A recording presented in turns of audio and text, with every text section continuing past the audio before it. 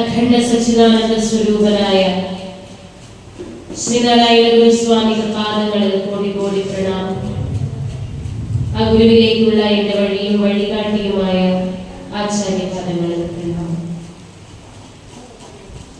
3585 number C Keshavan memorial Thiruvanchoor ശാഖയുടെ ആഭിമുഖ്യത്തിൽ ഭഗവാൻ ശ്രീനാരായണ പരമഹംസദേവന്റെ 97ാമത് മഹാസമാധി ദിനാചരണത്തോട് അനുബന്ധിച്ചു നടക്കുന്ന ജ്ഞാനദാന സായുജ്യ സന്ധ്യയുടെ ഏറെ മഹനീയമായ ഈ വേദിയിൽ സാന്നിധ്യം കൊണ്ട്, ശരീരം കൊണ്ട്, മനസ്സുകൊണ്ട് എത്തിച്ചേർന്നിരിക്കുന്ന എല്ലാ സജ്ജനങ്ങളായ സുഹൃത്തുക്കൾക്കും ഗുരുവിന്റെ നാമത്തിൽ വിനീതമായ നമസ്കാരം. ഇത് ജ്ഞാനദാന സായുജ്യ സന്ധ്യ. ജ്ഞാനത്തിൽ കൂടി, അറിവിൽ കൂടി മാത്രമേ സായുജ്യം ഉണ്ടാവുകയുള്ളൂ. എവിടെയാണോ അറിവുണ്ടാകുന്നത് അവിടെയായിരിക്കും ജീവിതത്തിൽ നേടേണ്ടത് നേടുവാനുള്ള അവസരം ഒരുങ്ങുന്നത്.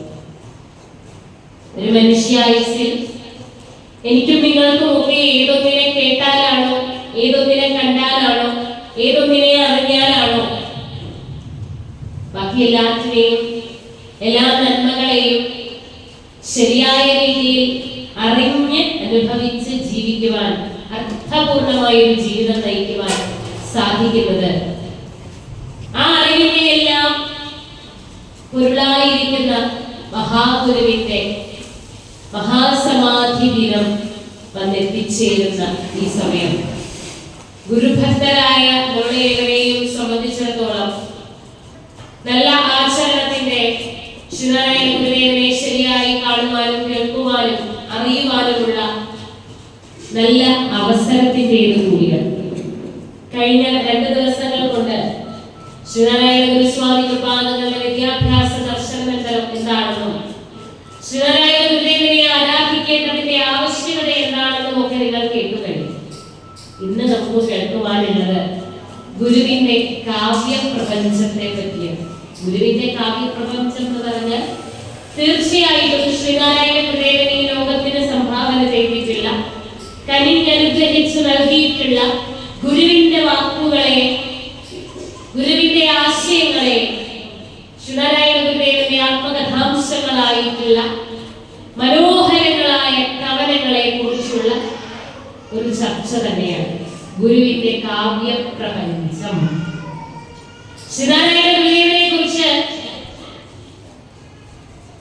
എഴുതപ്പെട്ടിട്ടുള്ള ഗ്രന്ഥങ്ങളുടെ കണക്കും പഠിച്ചിട്ടുള്ള പണ്ഡിതന്മാരുടെ കണക്കും ഒക്കെ എടുത്തു നോക്കിയാൽ ലോക ചരിത്രത്തിൽ ഒരു പക്ഷേ 1ാം സ്ഥാനത്ത് തന്നെയാണ് എന്ന് നമുക്ക് പറയാം. എണ്ണമറ്റ ഗ്രന്ഥങ്ങൾ, എണ്ണമറ്റ സാഹിത്യകാരന്മാർ, എണ്ണമറ്റ ചരിത്രാന്വേഷകർ എന്നിങ്ങനെ നാനാതുറകളിൽപ്പെട്ട പണ്ഡിതവർഗം ഇന്നും പഠിച്ചു തീർക്കാത്ത, അളന്നു തീർക്കാത്ത മഹിമയുള്ള ഒരു ഋഷിയെയാണ് ഞാനും നിങ്ങളും ഒക്കെ ആരാധിച്ചു വന്നുകൊണ്ടേയിരിക്കുന്നത്. നമുക്കതിന് വലിപ്പം അറിഞ്ഞുകൂടെങ്കിൽ പോലും ലോകമെമ്പാടുമുള്ള ജനത ഇന്നും ആരാധിച്ചുകൊണ്ടിരിക്കുന്ന അത്രയും വലിപ്പമുള്ള, അത്രയും മഹിമാവുള്ള ഈശ്വര സ്വരൂപനെയാണ് എനിക്കും നിങ്ങൾക്കും ദൈവമായി ഗ്രഹിച്ചിരിക്കുന്നത്. ആ ഈശ്വര സ്വരൂപൻ വളരെ ഭംഗിയായിട്ട് തനിക്ക് പറയുവാനുള്ളതിനെയെല്ലാം നല്ല വാങ്മയ ചിത്രങ്ങളായി അവതരിപ്പിച്ചു വെച്ചിരിക്കുന്ന 66 കൃതികളുണ്ട്. ഗുരുവിലേക്ക് അടുക്കുന്നതിന് മുൻപ് ചില കാര്യങ്ങൾ നമ്മൾ പ്രത്യേകമായിട്ട് ശ്രദ്ധിക്കണം. ഗുരു തന്നെ പറയും, നവമഞ്ചരി എന്ന് പറഞ്ഞ് ഗുരു എഴുതിയ ഒരു കൃതിയുണ്ട്, നവമഞ്ചരി. ഗുരുവിന്റെ 66 കൃതികളിൽ ആദ്യത്തെ ഓരോ അക്ഷരങ്ങൾ, ഓരോ പദ്യത്തിന്റെയും ആദ്യത്തെ ഓരോ അക്ഷരങ്ങൾ ചേർത്ത് വെച്ചാൽ നാരായണ കൃതമഞ്ജരി എന്ന പേര് കിട്ടുന്ന നവമഞ്ജരി എന്ന് പറയുന്ന ഒരു കൃതിയുണ്ട്. ഭാഗ്യത്തിന് നമുക്ക് ആർക്കും അറിഞ്ഞുകൂടാ, നമ്മൾ അതിന് ചൊല്ലാറില്ല. കുറച്ച് പ്രയാസമാണ് അതിന് ചൊല്ലി തീർക്കാൻ. നാടീടുമീ വിഷയമോടി ദൃശ്യം നടനമാടിടുവാൻ കരുതിയിരിക്കെ ആടി വയോവിതരണീടിയിടക്കിവനും കൂടിയമായും എന്നിങ്ങനെയാണ് തുടങ്ങുന്നത്.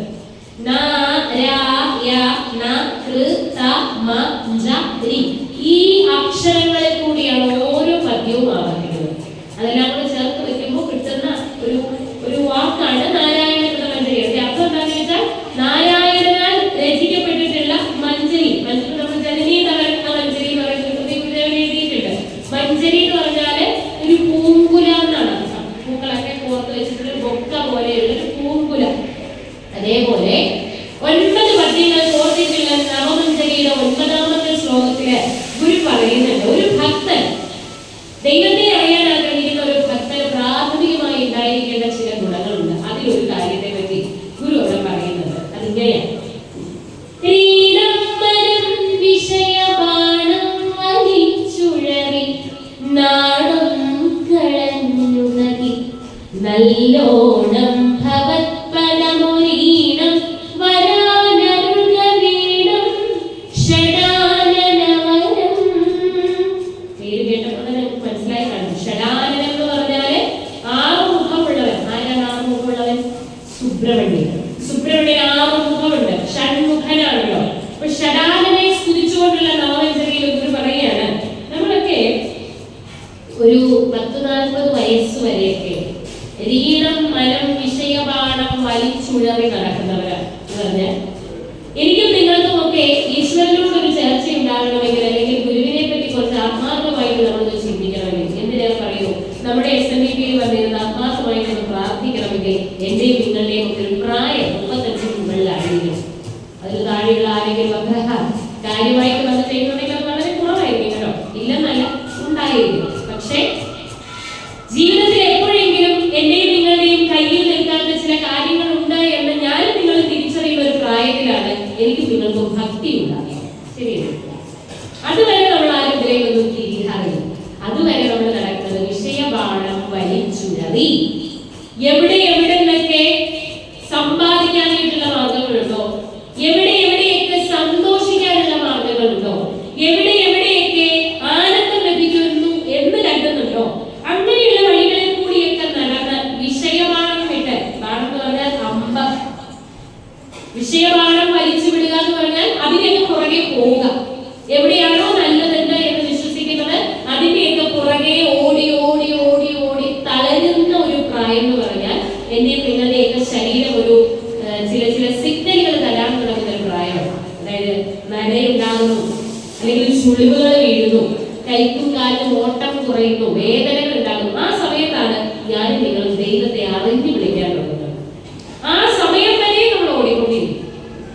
ആ സമയം എത്തിയാലോ പിന്നെന്താ നമ്മൾ പറയാ, ഭഗവാനെ ഇത്രയും നാൾ ഞങ്ങൾ അറിഞ്ഞില്ല, ഇത്രയും നാൾ ഞങ്ങൾ അതിന്റെ ഇതിന്റെയൊക്കെ പുറകെ പോയി, ഇനി ഞങ്ങൾക്ക് നിന്റെ തിരുനാമം കേൾക്കണം, അതുകൊണ്ട് മാത്രമേ മോക്ഷം കിട്ടുള്ളൂ എന്നൊക്കെ ഞാൻ നിങ്ങൾ പ്രാർത്ഥിക്കാൻ തുടങ്ങുന്നത് ഈ ഒരു ഏജിലോട്ടൊക്കെ, ഈ ഒരു പ്രായത്തിലൊക്കെ എത്തിക്കഴിയുമ്പോഴാണല്ലോ. അതേപോലെ ഗുരു ഇവിടെ പറയുകയാണ്, നമ്മൾ പല പല കാര്യങ്ങളുടെ പുറകെ നടന്ന്, പല പല കാര്യങ്ങളുടെ പുറകെ ഓടി നടന്ന്, അത് സമ്പാദിച്ച് ഇത് സമ്പാദിച്ച് ഓടി നടക്കുന്നതിന്റെ ഇടയ്ക്ക് തളർന്നു പോകുന്ന ഒരു ഘട്ടം വരും. ആ ഘട്ടത്തിൽ എത്തുമ്പോഴെങ്കിലും നാണം കളഞ്ഞുതകി,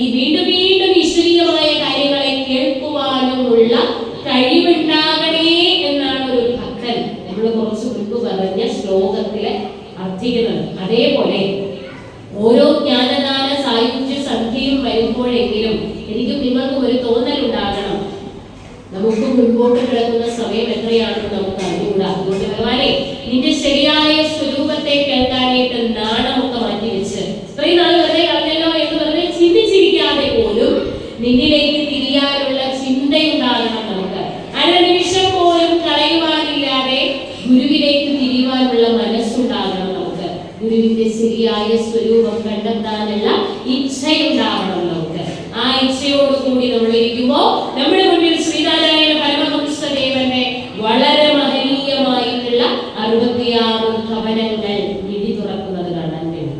ഗുരുവിന്റെ സമ്പൂർണ്ണ കൃതികളുടെ ഗ്രന്ഥം എന്റെയും നിങ്ങളുടെയും ഒക്കെ പക്കൽ വീടുകളിലോ കയ്യിലോ ഒക്കെ എപ്പോഴും ഉണ്ടായിരിക്കേണ്ടതാണ്. ശ്രീനാരായണ ഗുരുദേവന്റെ സമ്പൂർണ്ണ കൃതികൾ നമുക്ക് വളരെ ഇഷ്ടമുള്ള നമ്മുടെ വേദ തുല്യമായിട്ടുള്ള ഗ്രന്ഥമാണ്. ഈ ഭൂമിയിൽ പ്രപഞ്ചത്തിൽ ഏതേതൊക്കെ അറിവുകളുണ്ടോ അതിനെയൊക്കെ ഉൾക്കൊള്ളുന്ന ഗ്രന്ഥത്തിനെ ഭാരതീയരുടെ ഏറ്റവും പ്രാമാണികമായിട്ടുള്ള ആധാര ഗ്രന്ഥത്തിന്റെ പേരാണ് വേദം. ഇതില്ലാത്തതായിട്ടൊന്നുമില്ല. അതേപോലെ ഗുരുഭക്തരായ എന്റെയും നിങ്ങളുടെയും ഒക്കെ വേദഗ്രന്ഥമാണ് ശ്രീനാരായണ ഗുരുദേവന്റെ കൃതികൾ എന്ന് പറയുന്നത്. ആ കൃതികൾ തന്നെയാണ് ഇവിടെയുള്ള ഗുരുവിന്റെ കാവ്യ പ്രപഞ്ചം. 66 കൃതികളിൽ ഇത്ര വലിയ കാര്യമായിട്ട് എന്താ ഉള്ളതെന്ന് നമുക്ക് ചിന്തിച്ചു. പക്ഷേ എനിക്ക് മുൻപ് സംസാരിച്ച അധ്യക്ഷ പറഞ്ഞതുപോലെ തന്നെ ഓരോ കൃതിയിലേക്കും ഇറങ്ങി ചെല്ലുമ്പോഴും അത് ഒരു ചെറിയ ശ്ലോകമായിക്കൊള്ളട്ടെ 100 ശ്ലോകങ്ങളായിക്കൊള്ളട്ടെ ഓരോന്നിന്റെയും ഓരോ വരിയിൽ കൂടി കടന്നു വരുവാനെങ്കിലും നമുക്ക് കുറഞ്ഞത് ഒരായുസ്സെങ്കിലും വേണ്ടിവരും. ശ്രീനാരായണ ഗുരുദേവൻ 66 കൃതികൾ എഴുതിയിട്ടുണ്ടെന്ന് പറഞ്ഞല്ലോ. ഒരു ശ്ലോകങ്ങളുള്ള കൃതികൾ തൊട്ട് 100 ശ്ലോകങ്ങളുള്ള കൃതികൾ വരെ അതിനകത്തുണ്ട്. ഒരു ശ്ലോകമുള്ള കൃതി എന്ന് പറഞ്ഞാൽ എനിക്ക് നിങ്ങൾക്ക് ഏറ്റവും പരിചിതമായിട്ടുള്ളത് ശ്രീകൃഷ്ണ ദർശനമാണ് അല്ലെ. ഭൂയോ വൃത്തി നിവൃത്തിയായി ഭുവനവും സത്തിൽ തിരോഭൂതമായി പീയൂഷധ്വനി ലീനമായി ചുഴലവും ശോഭിച്ചു ദീപപ്രഭ മായാമുപടം തുറന്ന് മണിരംഗത്തിൽ പ്രകാശിക്കും അക്കായാവിൻ മലർമേലി കൗസ്തുഭമണി ഗ്രീവന്റെ ദിവ്യോത്സവം. ഉറക്കം വരുന്നുണ്ടോ? ഉറക്കം വരുന്നുണ്ടെങ്കിൽ ധൈര്യമായിട്ട് പറയാം. എല്ലാവരും പറയാറുണ്ട് മുന്നിലേക്ക് പോയിരുന്ന് ഉറങ്ങിയാൽ പ്രഭാഷണത്തിനൊക്കെ വലിയ ബുദ്ധിമുട്ടാണ്. ഒരിക്കലും നമ്മുടെ മുൻപിൽ ഇരുന്ന് ഒരാൾ ഉറങ്ങുന്നത് കാണുമ്പോൾ നമ്മൾ സന്തോഷിക്കണം. കാരണം ഈ പ്രഭാഷണ വേദിയിലൊക്കെ വന്ന് ആദ്യത്തെ 5-ാം മിനിറ്റിൽ ഇരുന്ന് ഉറങ്ങി പോകുന്നവരൊക്കെ വീട്ടിലിരുന്നാൽ ഉറങ്ങാത്തവരാണ്. നാളെ ലോൺ അടയ്ക്കണം, നാളെ വീട് ചിട്ടി അടയ്ക്കണം, മറ്റന്നാൾ വട്ടി അടയ്ക്കണം, അവിടെ പോകണം, ഇവിടെ പോകണം, ബാങ്കിൽ പോകണം, ഫീസ് അടയ്ക്കണം. 100 നൂലാമാലകൾക്കിടയിൽ ഉറക്കം വരാത്ത സാധാരണ സജ്ജനങ്ങൾ ഞങ്ങളൊക്കെയുള്ള വേദികളിൽ 1-ാം നിരയിൽ വന്നിരുന്ന് 5-ാം മിനിറ്റിൽ ഉറങ്ങുന്നത് കാണുമ്പോൾ അവാർഡ് കിട്ടിയ പ്രതീതി എന്ന് എനിക്ക്. കാരണം വീട്ടിൽ കിട്ടാത്ത മനസ്സമാധാനം, സന്തോഷം, സ്വച്ഛത, എല്ലാ കാര്യങ്ങളും ഞങ്ങളുടെ വാക്കുകളിൽ കൂടി കിട്ടുന്നുണ്ടെങ്കിൽ അത് ഞങ്ങൾക്ക് വലിയൊരു കാര്യമല്ലേ? തീർച്ചയായും. അതുകൊണ്ട് ഉറങ്ങണം എന്നുള്ളവർ ധൈര്യമായിട്ടുള്ള കേട്ടോ. ഗുരുവിനെ കേട്ട് ഉറങ്ങാനും ഒരു ഭാഗ്യം കിട്ടണം. പിന്നെ ഇവിടെ വരാത്തവർക്ക് ഉറങ്ങാൻ പറ്റിയോ? ഗുരുവിനെ കേട്ട് ഇല്ല. അപ്പോ ശ്രീനാരായണ ഗുരുദേവനെ കേട്ട് ഉറങ്ങാനുള്ള ഭാഗ്യം ലഭിക്കുക എന്ന് പറയുന്നത് നിസ്സാരമല്ല. ഉറങ്ങിപ്പോലും ഗുരുവിലേക്ക് ഉറങ്ങിപ്പോകാൻ മുൻപ് പറഞ്ഞ ശ്രീകൃഷ്ണ ദർശനം ഗുരുദേവ കൃതികളിൽ ലഭ്യമായിട്ടുള്ള ഗുരുദേവ കൃതികളിൽ ഏറ്റവും ചെറുത് എന്ന് ഗണിക്കപ്പെടുന്ന കൃതികളിൽ 3 കൃതികളാണ് ഗുരുവിന്റേതായിട്ടുള്ളത്. അല്ലെ 5ഓളം കൃതികളാണ് ഗുരുവിന്റേതായിട്ട് ഏക ശ്ലോകങ്ങളായിട്ട് നമുക്ക് കിട്ടിയിട്ടുള്ളത്. അതിൽ നമുക്ക് ഏറ്റവും പരിചിതമായിട്ടുള്ളത് ശ്രീകൃഷ്ണ ദർശനമാണ്. വാരണപ്പള്ളിയിൽ താമസിച്ച് പഠിച്ചുകൊണ്ടിരിക്കുമ്പോ ശ്രീകൃഷ്ണന്റെ ദർശനം ലഭിച്ചപ്പോ ഗുരു എഴുതിയത് ഗുരു ചൊല്ലിയത് എന്ന് വിശ്വസിക്കപ്പെടുന്ന അന്ന് തൊട്ട് തന്നെ കായംകുളത്തെ അല്ലെങ്കിൽ വാരണപ്പള്ളിയിലെ ചുറ്റോട് ചുറ്റുമുണ്ടായിരുന്ന സാധാരണക്കാർക്കൊക്കെ മനഃപ്പാഠമായിരുന്ന വാരണപ്പള്ളിയിലെ തറവാട്ടമ്മമാർക്ക് മനഃപ്പാഠമായിരുന്ന ശ്രീകൃഷ്ണ ദർശനം എന്ന് പറയുന്ന ഒരു ഏക ശ്ലോകം ഗുരുവിന്റെ ആദ്യ കൃതിയായി ഗണിക്കപ്പെടുന്നതും ഇത് തന്നെയാണ്. പക്ഷെ അതിനു മുൻപ് ബാലിവധം എന്ന് പറയുന്ന ഒരു കൃതിയും അതിൽ അത്ര തീർച്ചയില്ല. ഗജ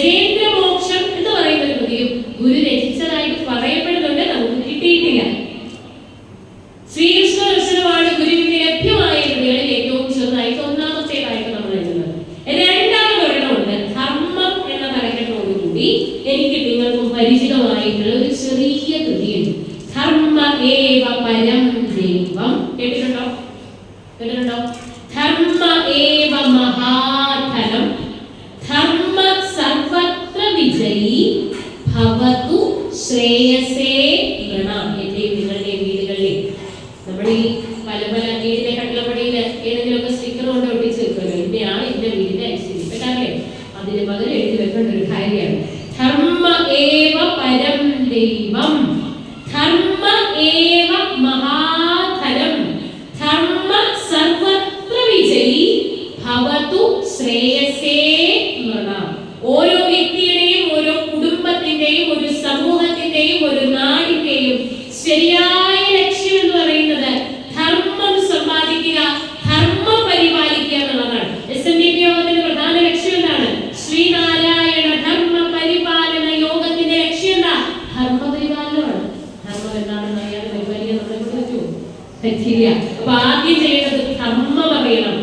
എന്നിട്ട് ആ ധർമ്മത്തെ ദൈവമായിട്ട് മനസ്സിലാക്കണം. ധർമ്മം സമ്പാദിക്കുന്നതാണെന്ന് ശരിയായ ഫലമെന്ന് മനസ്സിലാക്കണം. ധർമ്മം ഉണ്ടായാൽ അവിടെ വിജയം ഉണ്ടാകുമെന്ന് മനസ്സിലാക്കണം. ഇത് ഗുരു എഴുതിയിട്ടുള്ള, ഗുരു നൽകിയിട്ടുള്ള 4 വരികളുള്ള ഒരു ചെറിയ കൃതിയാണ് കേട്ടോ. ഞാൻ നിങ്ങളും കാണാപ്പാഠം പഠിച്ച് പകർത്തേണ്ട 4 വരികളാണ്. ഗുരുദേവൻ ഒരിടത്തും കൃതി എഴുതി കൊടുത്തതായിട്ട് നമുക്ക് കാണാൻ കഴിയില്ല. അപൂർവം ചില സന്ദർഭങ്ങളിൽ മാത്രമേ ഉള്ളൂ. അല്ലാതെയുള്ള പലയിടത്തും ഗുരു കൃതികൾ ചൊല്ലിക്കൊടുക്കുകയാണ്. ആളുകൾ അല്ലെങ്കിൽ ശിഷ്യന്മാരത് കേട്ടെഴുതുകയാണ്. ഇപ്പോ സ്വാനുഭവഗീതി, കരുവാൻ കൃഷ്ണദാസ എന്ന് പറഞ്ഞ അരിപ്പുറത്ത് ശ്രീനാരായണ ഗുരുദേവന്റെ ഒരു ശിഷ്യനുണ്ടായിരുന്നു. ഇദ്ദേഹം എഴുതിയെടുത്തതാണ് സ്വാനുഭവഗീതി. നിങ്ങൾക്ക് അത്ര പരിചയമില്ല, നമ്മൾ കേട്ടിട്ടുണ്ടാകും.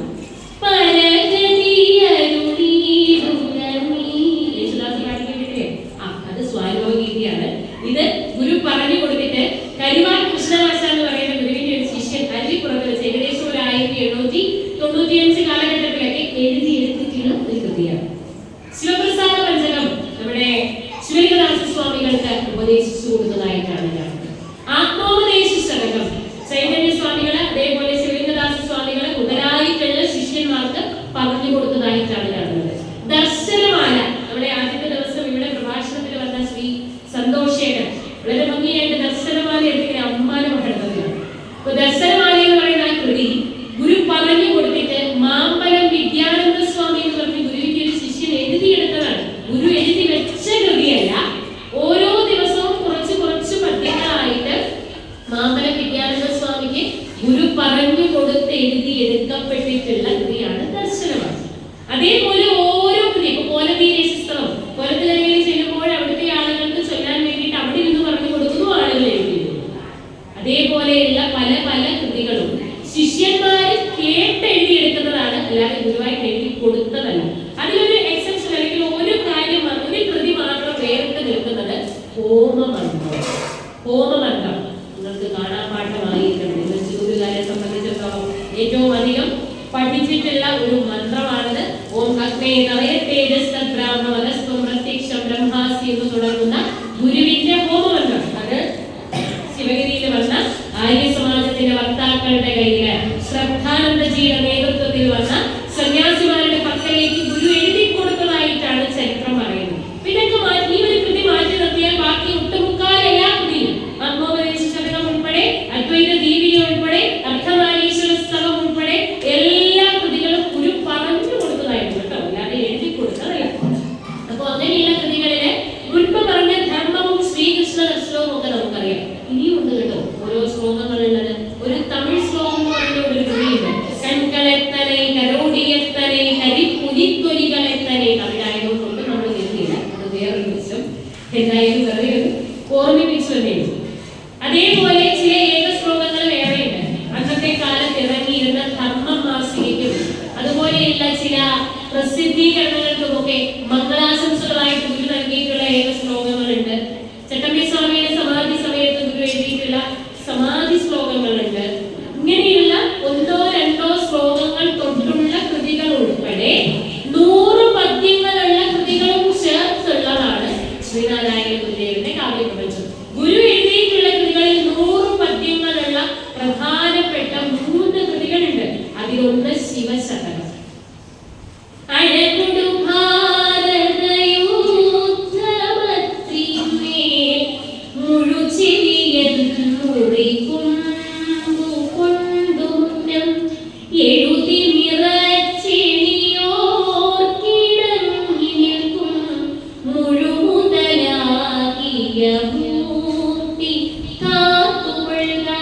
ഇതാണ് ഇതിന്റെ ആദ്യത്തെ പദ്യം.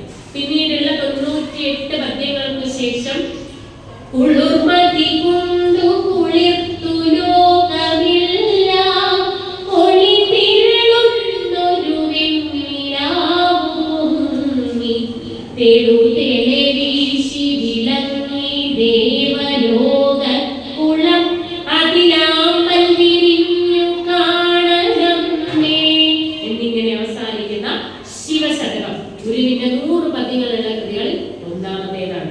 രണ്ടാം സ്ഥാനത്ത് നിൽക്കുന്നത് എനിക്ക് നിങ്ങൾക്ക് ഒക്കെ വളരെ പരിചിതമായിട്ടുള്ള ആത്മോപദേശ ശതകം.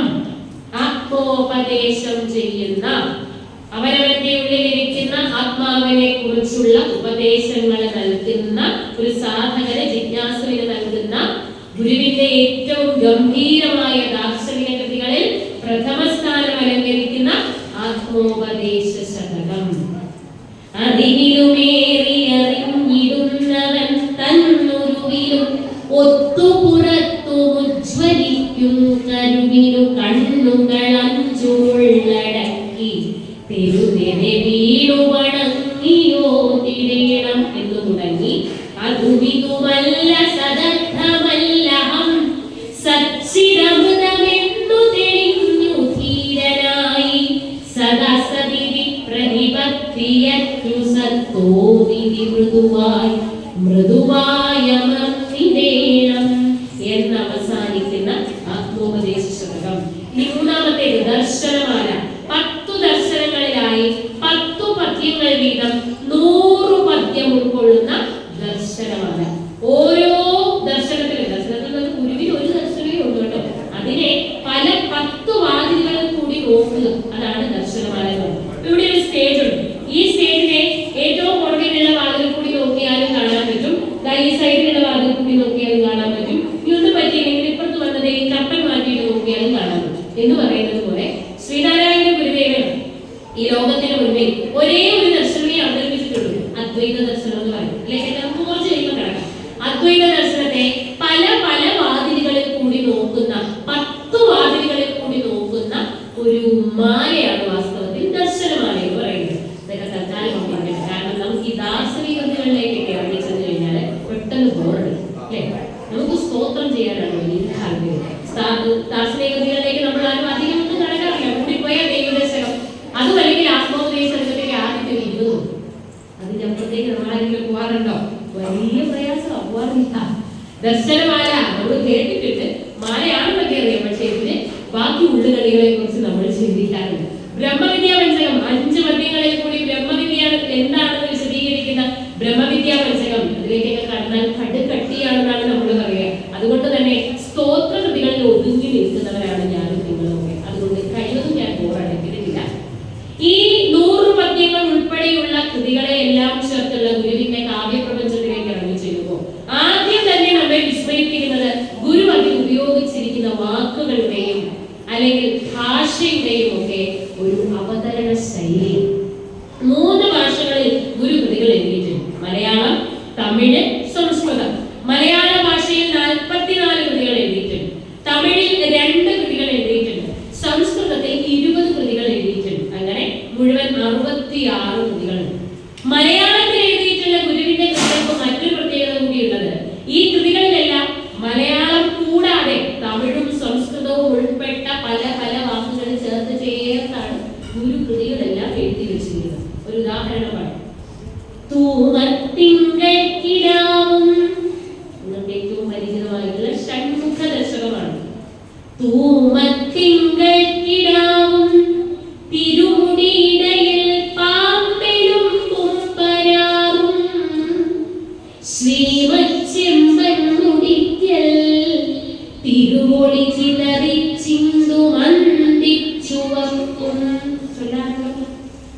ജ്ഞാനച്ചെമ്പിയെഴുപ്പിത്തെഴുകെ വിലസും ചില്ലിവല്ലിക്കൊടിക്കുൾ മൗനപ്പൂന്തിങ്കളുള്ളോടൊരുവും അമൃതൊഴുക്കുണ്ടിരുന്നുള്ള ഗുരുവിന്റെ കൃതികളില് ഏറ്റവും വാത്സല്യത്തോടെ ഒരു ഭക്തൻ ഭഗവാനോട് വാത്സല്യത്തോട് കൂടിയുള്ള ഭക്തിയെ പ്രകടിപ്പിക്കുന്ന നല്ല സുന്ദരമായ കൃതിയാണ് ഷൺമുഖ ദശകം. വളരെ രസമാണ് ചൊല്ലാൻ.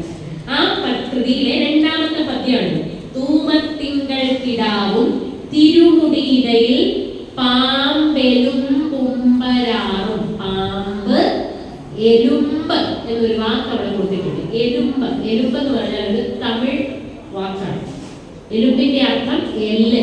ഇപ്പൊ നമ്മള് ശിവന്റെ രൂപമൊക്കെ കണ്ടിട്ടുള്ളതില് അല്ലെങ്കിൽ അത് വർണ്ണിക്കുന്ന പദ്യങ്ങളിലൊക്കെ ശിവന്റെ തലയില് പാമ്പും എല്ലും ദേവഗംഗയും ഒക്കെ ഇരിക്കുന്നതായിട്ടുണ്ട്. അത് സുബ്രഹ്മണ്യനിൽ കണ്ടുകൊണ്ടാണ് ഗുരു പല കൃതികളും എഴുതിയിട്ടുള്ളത്. സുബ്രഹ്മണ്യന്റെ കൃതികൾ എല്ലാറ്റിലും നമുക്കത് കാണാൻ പറ്റും. അങ്ങനെയുള്ള ചിലയിടത്ത് ഗുരു ഈ മലയാള ഭാഷയുടെ കൂട്ടത്തില് തമിഴ് പദങ്ങളൊക്കെ ഒരുപാട് എടുത്ത് ഉപയോഗിക്കുന്നത് കാണാറുണ്ട്. നല്ല രസമായിട്ട്.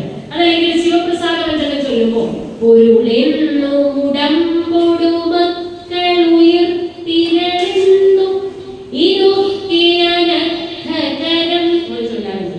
പൊരുളെന്നും ഉടമ്പ്. ഉടമ്പ് എന്ന് വെച്ചാൽ ശരീരം. ഉടമ്പ് എന്ന് പറയുന്നത് ഒരു തമിഴ് വാക്കാണ്. അപ്പോ മലയാള ഭാഷയിൽ എഴുതിയിട്ടുള്ളതിൽ തന്നെ പല പല മറ്റു ഭാഷകളിലെ വാക്കുകൾ വേണമെങ്കിൽ ഇംഗ്ലീഷ് വാക്കുകൾ കൂടി ചേർത്തിട്ടാണ് ഇംഗ്ലീഷ് വാക്ക്. അതെവിടെയാണെന്ന് നിങ്ങൾക്കൊരു സംശയം കണ്ടു. റെയിലിൻ വേഗം ജയിക്കും ജനനരമുതലാം മൂഢരും ഞാനുമായി ജയിലിൽ പാർപ്പാൻ ഞെരുക്കം ജപമയി പരമൻ ചിത്സുഖം നൽകിനേണം. സുബ്രഹ്മണ്യ കീർത്തനമാണ്. റെയിലിൻ വേഗം ജയിക്കും ജനനരമുതലാം. റെയില്, റെയിൽവേ എന്ന് കേട്ടിട്ടില്ലേ? റെയിൽ. നമ്മുടെ ട്രെയിനിന്റെ പണ്ടത്തെ കാലത്തുള്ള ഒരു ഇംഗ്ലീഷ് പദമാണ് റെയിൽ എന്ന് പറയുന്നത്. റെയിലിൻ വേഗം ജയിക്കും. ട്രെയിനിനെ സൂചിപ്പിക്കുന്ന റെയിൽ എന്ന് പറയുന്നത് ഇംഗ്ലീഷ് പദം ഗുരു അവിടെ ഉപയോഗിച്ചിട്ടുണ്ട്. അതുപോലെ ജയിലിൽ പാർപ്പാൻ. ജയില് എന്താ ജയില്? നമ്മുടെ സെൻട്രൽ ജയിലെന്ന് കണ്ണൂരിലും കോട്ടയത്തൊക്കെ ജയിലുണ്ടല്ലോ. ജയിൽ എന്ന് പറയുന്നത് ഒരു ഇംഗ്ലീഷ് വാക്ക്. അപ്പൊ ഇംഗ്ലീഷ് വേണമെങ്കിൽ ഇംഗ്ലീഷ് വാക്കിനെ വരെ ഉൾപ്പെടുത്തിയിട്ട് കൃതികൾ എഴുതി വെക്കാനായിട്ടുള്ള ഒരു വല്ലാത്ത കഴിവ് ശ്രീനാരായണ ഗുരുദേവനെ നമുക്ക് കാണാൻ സാധിക്കും. ചിലയിടത്ത് ഗുരു ഉപയോഗിച്ചിരിക്കുന്ന വാക്കുകൾ കണ്ടാല് നമുക്ക് വളരെ രസകരമായിട്ട് തോന്നും. കുറച്ചു മുൻപ് നമുക്ക് പറഞ്ഞ നവമഞ്ചരി പ്രത്യേകത കൊണ്ട് തന്നെ അല്ലെങ്കിൽ എഴുതി വെച്ചിരിക്കുന്ന വാക്കുകളുടെ ഒരു പ്രത്യേകത കൊണ്ട് തന്നെ അധികം ആരും കൊണ്ട് നോക്കിയിട്ടില്ലാത്ത നവമഞ്ചരിയില് സുബ്രഹ്മണ്യ ഭഗവാനെ വിളിക്കുന്ന ചില സംബോധനകളൊക്കെ ഉണ്ട്.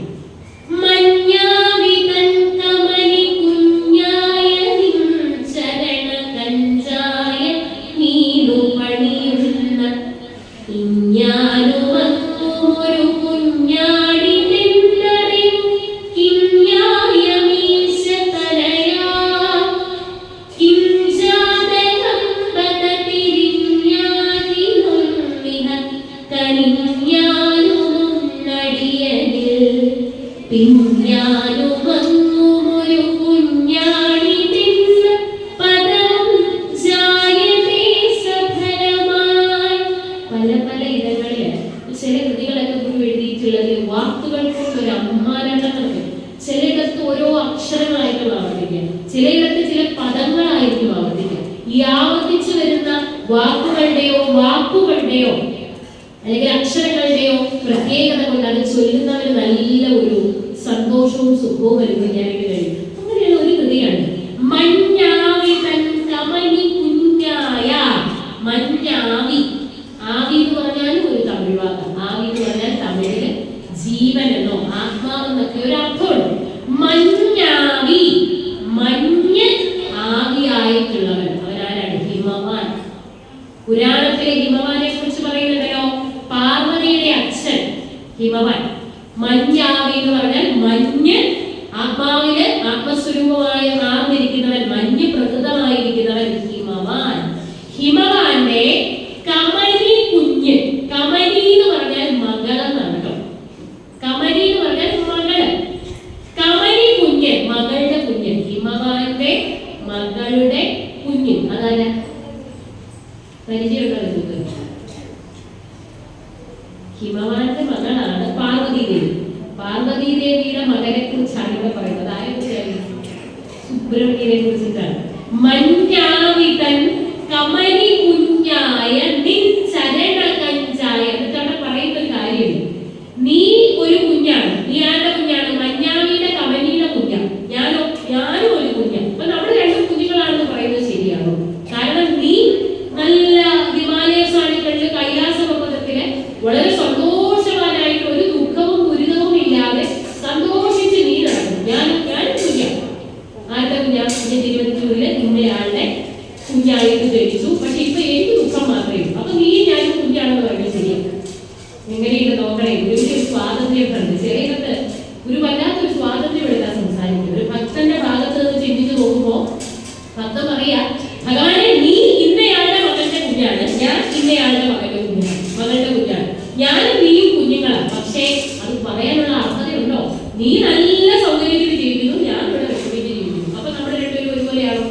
അല്ല.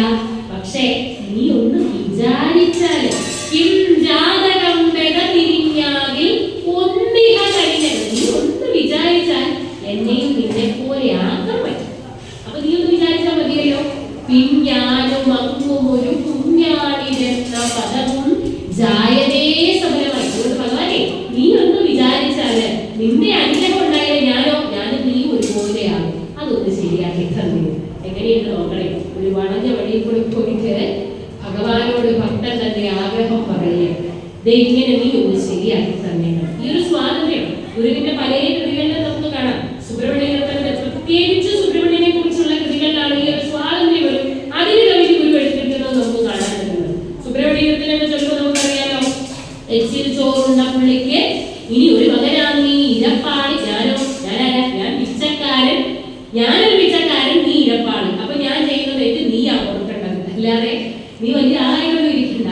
പണ്ട് ശിവൻ ബ്രഹ്മാവിന്റെ തല നുള്ളിയെടുത്ത ഒരു ശാപം ശിവന് കിട്ടിയിട്ടുള്ളതായിട്ട് പണ്ടത്തെ പുരാണ കഥകളിലുണ്ട്. നിങ്ങൾ കേട്ടിട്ടുണ്ടാവുമല്ലോ. ശിവന്റെ രൂപത്തെ ആക്കാനായിട്ട്, അല്ലെങ്കിൽ ശിവലിംഗത്തിന്റെ തുടക്കവും ഒടുക്കവും അറിയാൻ വേണ്ടിയിട്ട് സദാശിവസനത്തിലൊക്കെ പറയുന്ന പോലെ അടിക്കു പന്നി പോയി നിൻ മുടിക്കൊരന്നവും പകർന്നടുത്തു എന്ന് പറയുന്ന ഒരു ഭാഗമുണ്ട്.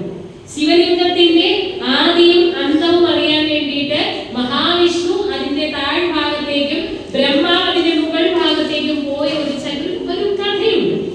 മുകളിലേക്ക് പോയ ബ്രഹ്മാവിന് എത്ര പോയിട്ടും ഇതിന്റെ അറ്റം കണ്ടുപിടിക്കാൻ പറ്റിയില്ലെന്നും, എന്നാൽ താഴെ ചെന്ന് വിഷ്ണു ഭഗവാനോട് പറയണമല്ലോ, ഒരു കള്ളം പറഞ്ഞേക്കാം, ഇത് കണ്ടത് പറഞ്ഞേക്കാം, പക്ഷെ കൂട്ടത്തിൽ ഒരു സാക്ഷിയും കൂടെ വേണം. മുകളിൽ നിന്ന് താഴേക്ക് പറഞ്ഞു വന്ന ഒരു കൈതപ്പൂവിനോട് നീ എനിക്ക് വേണ്ടി കള്ളസാക്ഷി പറയാമോ എന്ന് ചോദിച്ചതും തിരിച്ചു വന്ന ബ്രഹ്മാവ് മഹാവിഷ്ണുവിനോട് ഞാൻ ഇതിന്റെ മുകളറ്റം കണ്ടു എന്ന് പറയുന്നുണ്ട്.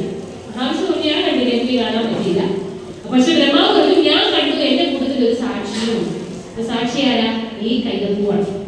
കൈതപ്പൂവിനോട് ചോദിച്ചു ശരിയാണോ, കണ്ടോ? ആ ശരിയാണ്, ഞാൻ ഇതിന്റെ മുകളിൽ കാണാൻ പറഞ്ഞു വരുന്നത്, ഞാനും കണ്ടതാണ്, ബ്രഹ്മാവും കണ്ടതാണ്. അപ്പൊ എന്ത് സംഭവിച്ചു? ശിവൻ അവിടെ പ്രത്യക്ഷപ്പെട്ടിട്ട് ബ്രഹ്മാവിന് 5 മുഖങ്ങൾ ഉണ്ടായിരുന്നു, അതിൽ ഒരു മുഖം നുള്ളിക്കളഞ്ഞു. അങ്ങനെ പഞ്ചമുഖനായ ബ്രഹ്മാവ് പിന്നീട് ചതുർമുഖനായി തീർന്നു, 4 മുഖം മാത്രം ഉള്ളവനായിട്ട് തീർന്നെന്നും കൈതപ്പൂവിനെ ഒരു പൂജയിലും എടുക്കാതായി പോകട്ടെ എന്നൊരു ശാപം കൊടുത്തതായിട്ടും ഒക്കെയുള്ള കഥ നമുക്കൊക്കെ സുപരിചിതമാണ്. ആ പാപം, അതായത് ബ്രഹ്മാവിന്റെ തല നുള്ളിക്കളഞ്ഞ ബ്രഹ്മഹത്യാപാപം തീർക്കാൻ വേണ്ടിയിട്ട് ശിവഭഗവാൻ കുറെ നാള് ഭിക്ഷാന്തേഹിയായിട്ട് നടന്നിട്ടുണ്ടെന്നാ പറയാ. തലയോട് കയ്യിലേറ്റിയിട്ട് ഭിക്ഷയെടുത്ത് നടന്ന ഒരു കഥ പുരാണത്തിലൊക്കെ ഉണ്ട്. അങ്ങനെ നടന്ന ഒരു പുള്ളിയുടെ മകനല്ലേ നീ. എച്ചിൽ ചോറുണ്ട പുള്ളിക്കിനി ഒരു മകനാ, നീ ഇരപ്പാളി. നീ ആരാ? നീയും ഇരപ്പാളിയാണ്. ഞാനാരാ? ഞാൻ പിച്ചക്കാരൻ, ഞാൻ പണ്ടേ പിച്ചക്കാരൻ. മറ്റുള്ളവരുടെ കാര്യങ്ങൾ, മറ്റുള്ളവരുടെ കാലടികളിൽ പോയി എന്തെങ്കിലും തരണേ, അല്ലെങ്കിൽ ആരുടെയെങ്കിലും ഒരു ഔദാര്യം കൊണ്ട് ജീവിതത്തിൽ എന്തെങ്കിലും ഉണ്ടാകണമേ എന്ന് വിചാരിച്ച് പുറകെ നടന്ന് വിഷമിക്കുന്ന ഞാനും പിച്ചക്കാരനാ, നീയും പിച്ചക്കാരൻ, നീ വലിയ പിച്ചക്കാരൻ. അതുകൊണ്ട് എന്റെ തെറ്റുകൾ മുഴുവൻ നിന്നാണ് കൊടുക്കേണ്ടത്. ഏതെങ്കിലും ഒരു ഗുരു, ഏതെങ്കിലും ഒരു ഋഷി ഇങ്ങനെ ഒരു ന്യായത്തെ കണ്ടെത്തിയ ഒരു ഭക്തന് അനുഭവം ഇല്ല നമുക്ക് കാണാൻ വേണ്ടി. ഒരു ഭക്തന്റെ ഭാഗം ന്യായീകരിക്കാൻ വേണ്ടിയിട്ട് നല്ല ഭംഗിയായിട്ടുള്ള ഉപമകളും അതിന് ചേരുന്ന തരത്തിലുള്ള പദങ്ങളും കോർത്തിണക്കിക്കൊണ്ടുള്ള കൃതികളാണ് ഗുരുവിന്റെ കൃതികളിൽ മുഴുവൻ നമുക്ക് കാണാവുന്നത്. എങ്കിലും എനിക്ക് നിങ്ങൾക്ക് വേറെ പ്രിയപ്പെട്ട കൃതികൾ എന്ന് പറയുന്നത് സ്തോത്ര കൃതികളാണ്. ദാർശനിക കൃതികളിലേക്ക് നമ്മൾ അധികം പോകാറില്ല. ഉദ്ബോധനാത്മക കൃതികൾ നമുക്ക് ചെറിയ പരിചയമുണ്ടെങ്കിലും തർജ്ജമകളുമായിട്ട് നമുക്ക് വലിയ ബന്ധമൊന്നുമില്ല. ഗദ്യകൃതികളിൽ നമുക്ക് ആകെ പരിചിതമുള്ളത് ഗദ്യപ്രാർത്ഥനയാണ് താൻ. എങ്കിലും എല്ലാ വിഭാഗങ്ങളിലും വെച്ച് നമുക്ക് ഏറ്റവും ഇഷ്ടമുള്ളത് സ്തോത്ര കൃതികൾ ചൊല്ലാനാണ്. ഈ സ്തോത്ര കൃതികൾ എന്ന് പറഞ്ഞാൽ ഗുരുവിന്റെ ശരിക്കും പറഞ്ഞാൽ ഒരു മനഃശാസ്ത്രപരമായ സമീപനം കൂടിയാണ്. ഈ സ്തോത്ര കൃതികളിൽ കൂടി എല്ലാം നമുക്ക് കാണാൻ കഴിയും. ഇപ്പൊ ഗുരുദേവ കൃതികൾ പഠിച്ചാൽ, അല്ലെങ്കിൽ ഗുരുവിന്റെ കാവ്യപ്രപഞ്ചം പഠിച്ചാൽ എന്താണ് ഗുണം എന്ന് ചിലരൊക്കെ ചിന്തിക്കുന്നുണ്ടാവും. ഇവിടെ വന്നിരുന്ന് ഗുരുദേവന്റെ ഈ കൃതികളൊക്കെ ഇങ്ങനെ പഠിച്ചിട്ട് എന്താ പ്രയോജനമുള്ളത്? ഒരുപാട് പ്രയോജനമുണ്ട്. ശ്രീനാരായണ ഗുരുദേവന്റെ കൃതികൾ പഠിക്കുന്നത് കൊണ്ട് എനിക്ക് നിങ്ങൾക്ക് ഒരുപാട് പ്രയോജനമുണ്ട്. അത് അക്കമിട്ട് പറഞ്ഞാൽ, ഒന്ന്, ഗുരുവിന്റെ കൃതികളിൽ വിശേഷിച്ചും സ്തോത്ര കൃതികൾ എന്ന് പറയുന്നവ പല ഗുണങ്ങളും നമുക്ക് നൽകുന്നുണ്ട്. അതിലൊന്നാമത്തേത് ശരിയായ ലക്ഷ്യബോധം നൽകും. എന്റെയും നിങ്ങളുടെയും ശരിയായ ലക്ഷ്യം എന്താണെന്നുള്ള ബോധ്യം നൽകും. 2, ജീവിതത്തിൽ എനിക്കും നിങ്ങൾക്കും വരേണ്ടുന്ന ചില ബോധം ഉണ്ടാക്കി തരാനായിട്ട്, ചില നല്ല കാര്യങ്ങളുടെ ശരിയായ നിലയെ മനസ്സിലാക്കി തരാൻ അത് സഹായിക്കും. 3 നല്ല ഏകാഗ്രതയുള്ളവരാകാൻ സഹായിക്കും. 4 മനഃശുദ്ധിയുള്ളവരാകാൻ സഹായിക്കും. ഇത്രയും ഗുണങ്ങൾ ഈ സ്തോത്രകൃതികളുടെ പരിശീലനം കൊണ്ട് മാത്രം നമുക്ക് സിദ്ധിക്കും. സ്തോത്രകൃതികളെ കൂടി ഈ പറഞ്ഞ കാര്യങ്ങൾ നേടാത്ത ഒരാൾക്കും ഒരു ദാർശനികത പോലും പഠിക്കാൻ കഴിയില്ല എന്നുള്ളതാണ് സത്യം. ദർശനമാല നമുക്ക് ഡയറക്റ്റ് ചെന്ന് പഠിക്കാൻ കഴിയില്ല. ആത്മോപദേശ ശതകം എത്ര 100 ജന്മമെടുത്താലും ആചരണ ശുദ്ധി ഇല്ലാത്തവരും ആത്മോപദേശ ശതകത്തിന്റെ ഒരു വരി പോലും പ്രായോഗികമാക്കാൻ കഴിയില്ല. കഴിഞ്ഞ എത്രയോ വർഷങ്ങളായിട്ട് ഞാനും നിങ്ങളും കേട്ടു പഠിക്കുന്ന ഒരു കാര്യമാണ് അവനവനാത്മസുഖത്തിനാചരിക്കുന്ന നിങ്ങളെ ഉറക്കത്തിൽ നിന്ന് എഴുന്നേൽപ്പിച്ചാൽ പോലും ഞാനും നിങ്ങളും കാണാതെ എഴുതി വെക്കുന്ന 2 വരികളാണ് അല്ലെ. പക്ഷേ എപ്പോഴെങ്കിലും വഴിയിൽ കൂടി പോകുമ്പോൾ റോഡിന്റെ നടുവിൽ കിടക്കുന്ന ഒരു കല്ല് മാറ്റി വെക്കാൻ പോലുമുള്ള ബോധം ചിലപ്പോൾ നമുക്ക് തോന്നാറില്ല. ശ്രീനാരായണ ഗുരുദേവൻ ആത്മോപദേശ ശതകം എഴുതി വെച്ചിരിക്കുന്നത് വെറുതെ അത് കണ്ടുപോകാനല്ല. ആത്മോപദേശ ശതകം ഒരു ജീവിത ശൈലി കൂടിയാണ്, ജീവിതത്തിലേക്ക് പകർത്തേണ്ട ദർശനമാണ്. പക്ഷെ അതിലേക്ക് എത്താൻ നമുക്ക് പറ്റാത്തതിന് ചില കാരണങ്ങളുണ്ട്. ആ കാരണം എന്താണെന്നാണ് ഇനി നമ്മളൊന്ന് കേൾക്കാൻ പോകും.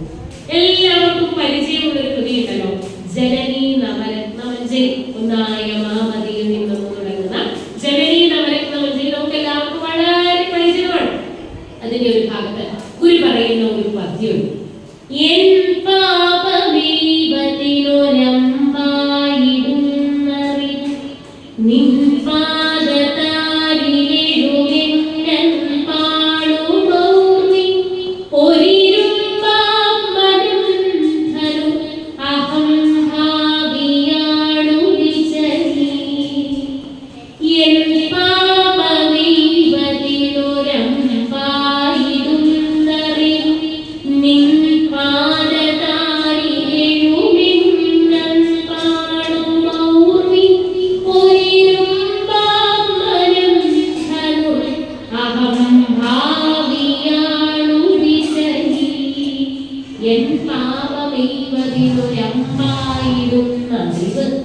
നല്ല വിദ്യ ഉണ്ടാകുമ്പോൾ, നല്ല അറിവുണ്ടാകുമ്പോൾ എല്ലാവർക്കും ഉയരാൻ കഴിയും. പക്ഷെ ആ വിദ്യ കൊണ്ട് പ്രയോജനം ഉണ്ടാകണമെങ്കിൽ ആ വിദ്യയെ സ്വീകരിക്കാൻ ചില നല്ല ഗുണങ്ങൾ കൂടി നമ്മളിൽ ഉണ്ടാകണം.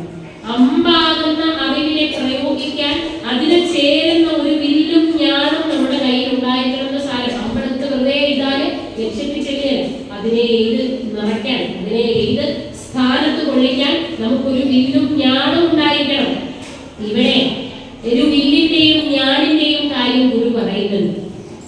ശ്രീനാരായണ ഗുരുദേവൻ നമുക്ക് പറഞ്ഞു തരുന്നു, നല്ല ദൃഢനിശ്ചയമുള്ള, പറഞ്ഞാൽ പറഞ്ഞിടത്ത് നിൽക്കുന്ന, ആവശ്യമില്ലാത്ത കാര്യങ്ങളിലേക്ക് അല്പം പോലും ചലിച്ചു പോകാത്ത മനസ്സാകുന്ന വില്ലിൽ ഭക്തിയാകുന്ന ഞാണ് കെട്ടിയിട്ട് വേണം അമ്പിനെ ചെയ്യാനായിട്ട്. അല്ലാതെ അമ്പയ്യുന്നവർക്ക് എത്ര യുഗങ്ങൾ കഴിഞ്ഞാലും ഈ പറഞ്ഞ ദർശനം ഒന്നും കയ്യെത്തി പിടിക്കാൻ കഴിയില്ല.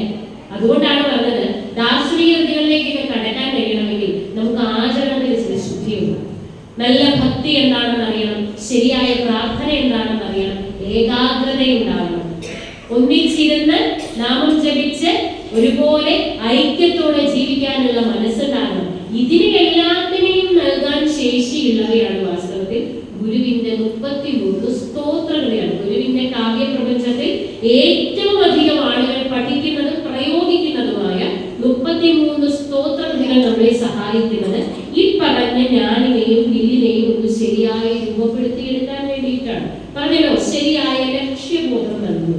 ഗുരുവിന്റെ സ്തോത്രകൃതികളിൽ പലതും, മറ്റൊരു കാര്യം കൂടി പറയാനുള്ളത്, പല സ്തോത്രകൃതികളും പ്രത്യേകിച്ച് ചില ക്ഷേത്ര പ്രതിഷ്ഠകളോടനുബന്ധിച്ചോ അല്ലെങ്കിൽ പ്രത്യേകമായ ചില സന്ദർഭങ്ങളിലോ രചിക്കപ്പെട്ടവയുമുണ്ട്. ഇപ്പൊ കോലതീരേശിസ്തവം എന്ന് പറഞ്ഞതുപോലെ കുളത്തൂരിലെ കോലത്തുകര എന്ന് പറയുന്ന ക്ഷേത്രത്തിൽ ഒരു ശിവനെ പ്രതിഷ്ഠിച്ചതിന് ശേഷം ആ ശിവനെ ഉപാസിക്കാൻ വേണ്ടിയിട്ട് നാട്ടുകാരായ ഭക്തജനങ്ങൾക്കായിട്ട് ഗുരു എഴുതി കൊടുത്തതാണ് കോലതീരേശിസ്തവം എന്ന് പറയുന്ന ഒരു കൃതി.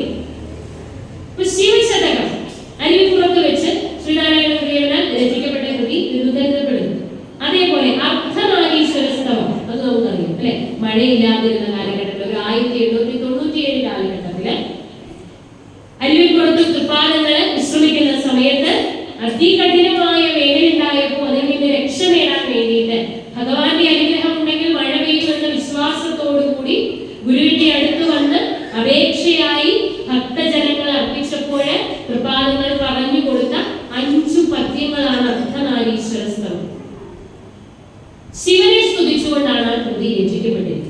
ഞങ്ങൾക്ക് മഴ നൽകണേ എന്ന് പ്രാർത്ഥിക്കാൻ ശിവൻ എന്ന് പറയുന്ന ഒരു ദേവതയാണ് ഗുരു പ്രതീകമാക്കുന്നത്. എന്തുകൊണ്ടാണെന്ന് എപ്പോഴെങ്കിലും ചിന്തിച്ചിട്ടുണ്ട്? ശ്രീനാരായണ ഗുരുദേവ കൃതികളിൽ അർദ്ധനാരീശ്വര സ്തവം മഴ കിട്ടാൻ വേണ്ടിയിട്ട് ശിവനെയാണ് പ്രാർത്ഥിച്ചിരിക്കുന്നത്. എന്തായിരുന്നു അതിന്റെ കാരണം? അതിന്റെ 5ാമത്തെ ഒരു പദ്യത്തിൽ ഗുരു പറയുന്നുണ്ട്, മുപ്പാരൊക്കെ ഇതാ മുടിഞ്ഞു മുടിയിൽ ചൊൽപ്പൊങ്ങുമപ്പും ധരിച്ച് എപ്പോഴും പരമാത്മനിഷ്ഠയിലിരുന്നീടുന്നു നീ എന്നഹോ. മുപ്പാരൊക്കെ ഇതാ മുടിഞ്ഞു മുടിയിൽ ചൊൽപ്പൊങ്ങുമപ്പും ധരിച്ച്. ശിവന്റെ തലയിൽ ഒരു ചൊൽപ്പൊങ്ങുമപ്പുണ്ട്. ഭാരതത്തിലെ ഏറ്റവും പ്രസിദ്ധയായിട്ടുള്ള, ഭാരതത്തിൽ ഏറ്റവും നീളമേറിയ, ഏറ്റവും ആഴമേറിയ, ഏതിൽ മുങ്ങിയാലാണ് സകല പാപങ്ങളും കഴുകിത്തീരുമെന്ന് ഭാരതീയർ മുഴുവൻ വിശ്വസിക്കുന്ന ഒരു നദിയുണ്ടല്ലോ, ഗംഗ. ചൊൽപ്പൊങ്ങുമപ്പ്, വളരെ പ്രസിദ്ധയായിട്ടുള്ള, അപ്പ് എന്ന് പറഞ്ഞാൽ ജലത്താണ് കേട്ടോ, ഏറ്റവും പ്രസിദ്ധിയാർജിച്ച ഭാരതത്തിലെ നദി എന്ന് പറയുന്നത് ഗംഗയാണ്. ആ ഗംഗ ആരുടെ തലയിലായിരിക്കുന്നത്? ശിവന്റെ തലയിലായിരിക്കും. മുടിയിൽ ചൊൽപ്പൊങ്ങുമപ്പും ധരിച്ച്, തലക്കകത്ത് വലിയ ഒരു സംഭരണി പോലെ ഗംഗയെ സൂക്ഷിച്ചു വെച്ചിരിക്കുന്നതാണ് ശിവനാണ്. വെള്ളം ഉള്ളവരോടല്ല വെള്ളം ചോദിക്കാൻ പറ്റുള്ളൂ. നിന്റെ തലയിൽ വെള്ളം ഉണ്ടല്ലോ, ആ വെള്ളം ഉണ്ടായിട്ട് നീ ഞങ്ങൾക്ക് വെള്ളം തരുന്നില്ല, അതുകൊണ്ട് ശിവനോടല്ലേ ചോദിക്കണം. ആ യുക്തി ഒന്ന് ചിന്തിക്കണം. എവിടെ വരെ ഗുരുവിന്റെ ആ യുക്തി കടന്നു ചെന്ന് പോയി എന്ന് ചിന്തിക്കുമ്പോൾ നമുക്ക് വളരെ രസം തോന്നും. അർദ്ധനാരീശ്വര സ്തവം പോലെയുള്ള ഈ കൃതി, പ്രത്യേകിച്ച് ഈ കൃതി എഴുതിക്കഴിഞ്ഞപ്പോൾ C.V. കുഞ്ഞിരാമൻ എന്ന് പറയുന്ന കേരള കൗമുദിയുടെ സ്ഥാപക പത്രാധിപര്, അദ്ദേഹം പിന്നീട് 1932 കൃപാമൃതം എന്ന തലക്കെട്ടോടുകൂടി കേരള കൗമുദിയിലാണ് ആദ്യമായിട്ട് ഈ കൃതി പ്രസിദ്ധീകരിച്ചത്. ഈ കഴിഞ്ഞ ദിവസം ഗുരുപദം ടിവിയിൽ ഈ അർദ്ധനാരീശ്വര സ്തവത്തിന്റെ ഒരു വീഡിയോ ഉണ്ടായിരുന്നു. അപ്പൊ ഈ ആളുകള് ഇത് കേട്ടിട്ട് ഇതിന്റെ സന്ദർഭം ഇതാണെന്ന് പറഞ്ഞു കൊടുത്തപ്പോൾ വന്ന കുറെ കമന്റുകളുണ്ട്. ശ്രീനാരായണ ഗുരുദേവൻ ഒരു കൃതി എഴുതി, അത് ചൊല്ലിയപ്പോഴേ മഴയുണ്ട്, ഇത് ആരാണത് പുറത്തുവിടുന്നത്, ഇത് ആരാണതൊക്കെ വിശ്വസിക്കുന്നത്, വെറുതെ തെറ്റിദ്ധരിപ്പിക്കരുത്. ഗുരുദേവനെ ഒരു നല്ല സന്യാസിയെ ഇങ്ങനെ കണ്ട് നിങ്ങൾ മറ്റൊരു തലത്തിലേക്ക് എത്തിക്കരുത് എന്നൊക്കെ പറഞ്ഞിട്ട് 100 കണക്കിന് കമന്റുകൾ വരാറുണ്ട്. ആളുകൾ അങ്ങനെ വിശ്വസിക്കില്ല കേട്ടോ. C.V. കുഞ്ഞിരാമൻ എന്ന് പറയുന്ന കേരള കൗമുദിയുടെ സ്ഥാപക പത്രാധിപർ 1932 കേരള കൗമുദിയിലെ കൃപാമൃതം എന്ന തലക്കെട്ടോടുകൂടി ഇതേ സന്ദർഭത്തെ വിശദമായിട്ട് പ്രതിപാദിച്ചുകൊണ്ട് ഇത് പ്രസിദ്ധീകരിച്ചിട്ടുള്ളതാണ്. പക്ഷെ ആളുകള് അതിനെ സത്യം എന്താണെന്ന് അറിയാതെ ഏച്ചുകെട്ടിയതാണെന്ന് വിശ്വസിച്ച് വെറുതെ പരക്കം പായും. ഗുരു പറഞ്ഞതുപോലെ ഇതൊക്കെ എഴുതി വെച്ചാൽ ആര് വിശ്വസിക്കാനേക്കാണ്? ശ്രീനാരായണ ഗുരുദേവന്റെ ജീവിത കഥാമൃതം എഴുതി വെച്ചാല് ആളുകൾ വിശ്വസിക്കില്ല. അവിശ്വസനീയമായ കാര്യങ്ങൾ ഒരുപാട് അതിലുണ്ടതാണ്. അപ്പൊ അർദ്ധനാരീശ്വര സ്തവം പോലെയുള്ള ചില സ്തോത്രകൃതികൾ എടുത്താല് അവയൊക്കെയും ക്ഷേത്രപ്രതിഷ്ഠകളോടനുബന്ധിച്ചോ ഒക്കെ എഴുതിയിട്ടുള്ളതാണ്. ഇത് നമുക്ക് കാണാൻ പറ്റും. അല്ലാത്ത സ്തോത്രകൃതികളൊക്കെ നിങ്ങൾ പരിശോധിച്ച് നോക്കിക്കൊള്ളൂ. സാധാരണ ഭക്തന്മാർക്ക് അവരുടെ ജീവിതത്തിൽ ശരിയായ ഒരു ലക്ഷ്യം എന്താണ് എന്ന് തെരുതരെ ഓർമ്മിപ്പിക്കുന്ന വണ്ണമുള്ള പല പല ആശയങ്ങളും ഗുരു നിറച്ചു വെച്ചിട്ടുള്ള കൃതികളാണ് ഈ സ്തോത്ര കൃതികളെല്ലാം. അതിന് ചില ഉദാഹരണങ്ങൾ നമുക്കൊന്ന് നോക്കാം.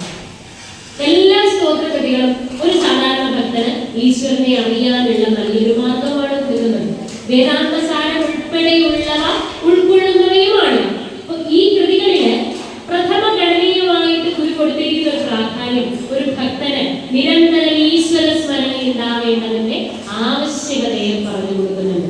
ഈശ്വരന്റെ ചിന്ത വിട്ടകലാതെ നിങ്ങളുടെ ഹൃദയത്തിൽ ഉണ്ടാവണം. അത് നിങ്ങൾക്ക് നല്ല ശാരീരികമായ മാനസികമായ നല്ല ബലം നൽകുന്ന കാര്യമാണ് എന്ന് ഭക്തനെ ഓർമ്മിപ്പിക്കും വിധം അവന്റെ ലക്ഷ്യം ഉറച്ചു നിർത്താനായിട്ട് മനസ്സിനെ ഉറപ്പിച്ചു നിർത്താനുള്ള രീതിയിലാണ് ഈ കൃതികളെല്ലാം ഗുരു അങ്ങനെ പ്രയോഗിച്ചു വെച്ചിരിക്കുന്നത്.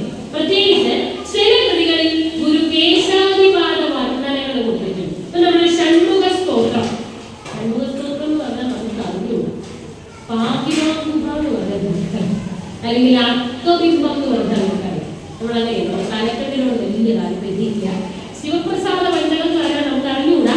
ശിവശങ്കര എന്തിനാണ് പറയുന്നത്? ഗുരുസ്തവം എന്ന് പറഞ്ഞാൽ നമുക്ക് അറിഞ്ഞൂടാ. നാരായണ മൂർത്തി എന്ന് പറഞ്ഞാൽ നമുക്കറിയാം. അതേപോലെ ഇപ്പൊ പറഞ്ഞ കൃതിയുടെ പേരും അങ്ങനെ തന്നെ ഞാൻ പറയേണ്ടി വരും. അല്ലാതെ പറഞ്ഞാൽ നമുക്ക് അത്ര കൃത്യമായിട്ടും പറയാൻ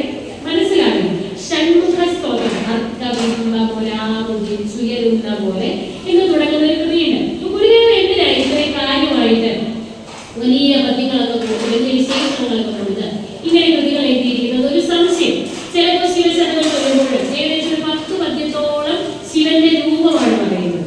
കാളി നാടകം ആദ്യത്തെ ഒരു 2-3 ഖണ്ഡങ്ങൾ മുഴുവൻ കാളിദേവിയുടെ രൂപമാണ് പറയുന്നത്. 4 ഖണ്ഡങ്ങളെ എല്ലാം തോന്നി. 4 ഖണ്ഡങ്ങൾ എന്ന് പറഞ്ഞാൽ അത് 4 വരി കൊണ്ട് നമുക്ക് മുറിക്കാൻ പറ്റത്തില്ല. അത് ചില സ്ഥലങ്ങളിൽ മാത്രമേ ഉത്സവപ്പെടാൻ പറ്റൂ. അങ്ങനെയുള്ള 4 ഖണ്ഡങ്ങളുണ്ട്.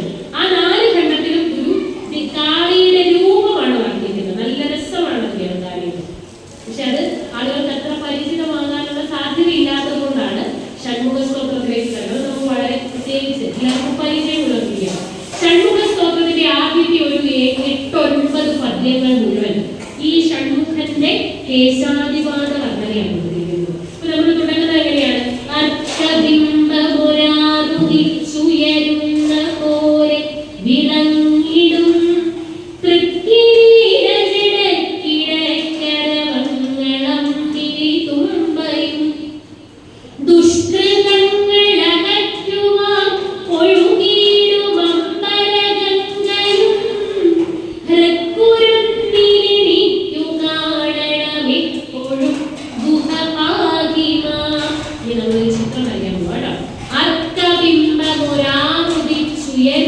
പോലെ. അർക്കബിംബം എന്ന് പറഞ്ഞാൽ സൂര്യൻ. 6 സൂര്യന്മാർ ഉദിച്ചുയരുന്നത് പോലെ 6 മുഖങ്ങൾ അല്ലെങ്കിൽ 6 തലകൾ, 6 ശിരസുകൾ. അർക്കബിംബം 6 എണ്ണം ഉദിച്ചു വരുന്നത് പോലെ 6 ശിരസുകൾ നിങ്ങൾ മനസ്സിൽ വരയ്ക്കുക. അതിന്റെ മുകളിലായിട്ട്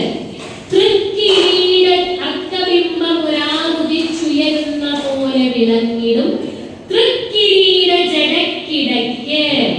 തൃക്കിരീടം വെച്ചിട്ടുണ്ട്. ആ ശിരസിന്റെ മുകളിലായിട്ട് 6 കിരീടം വേണം. ഒരു കിരീടം പോലെ 6 കിരീടം വേണം.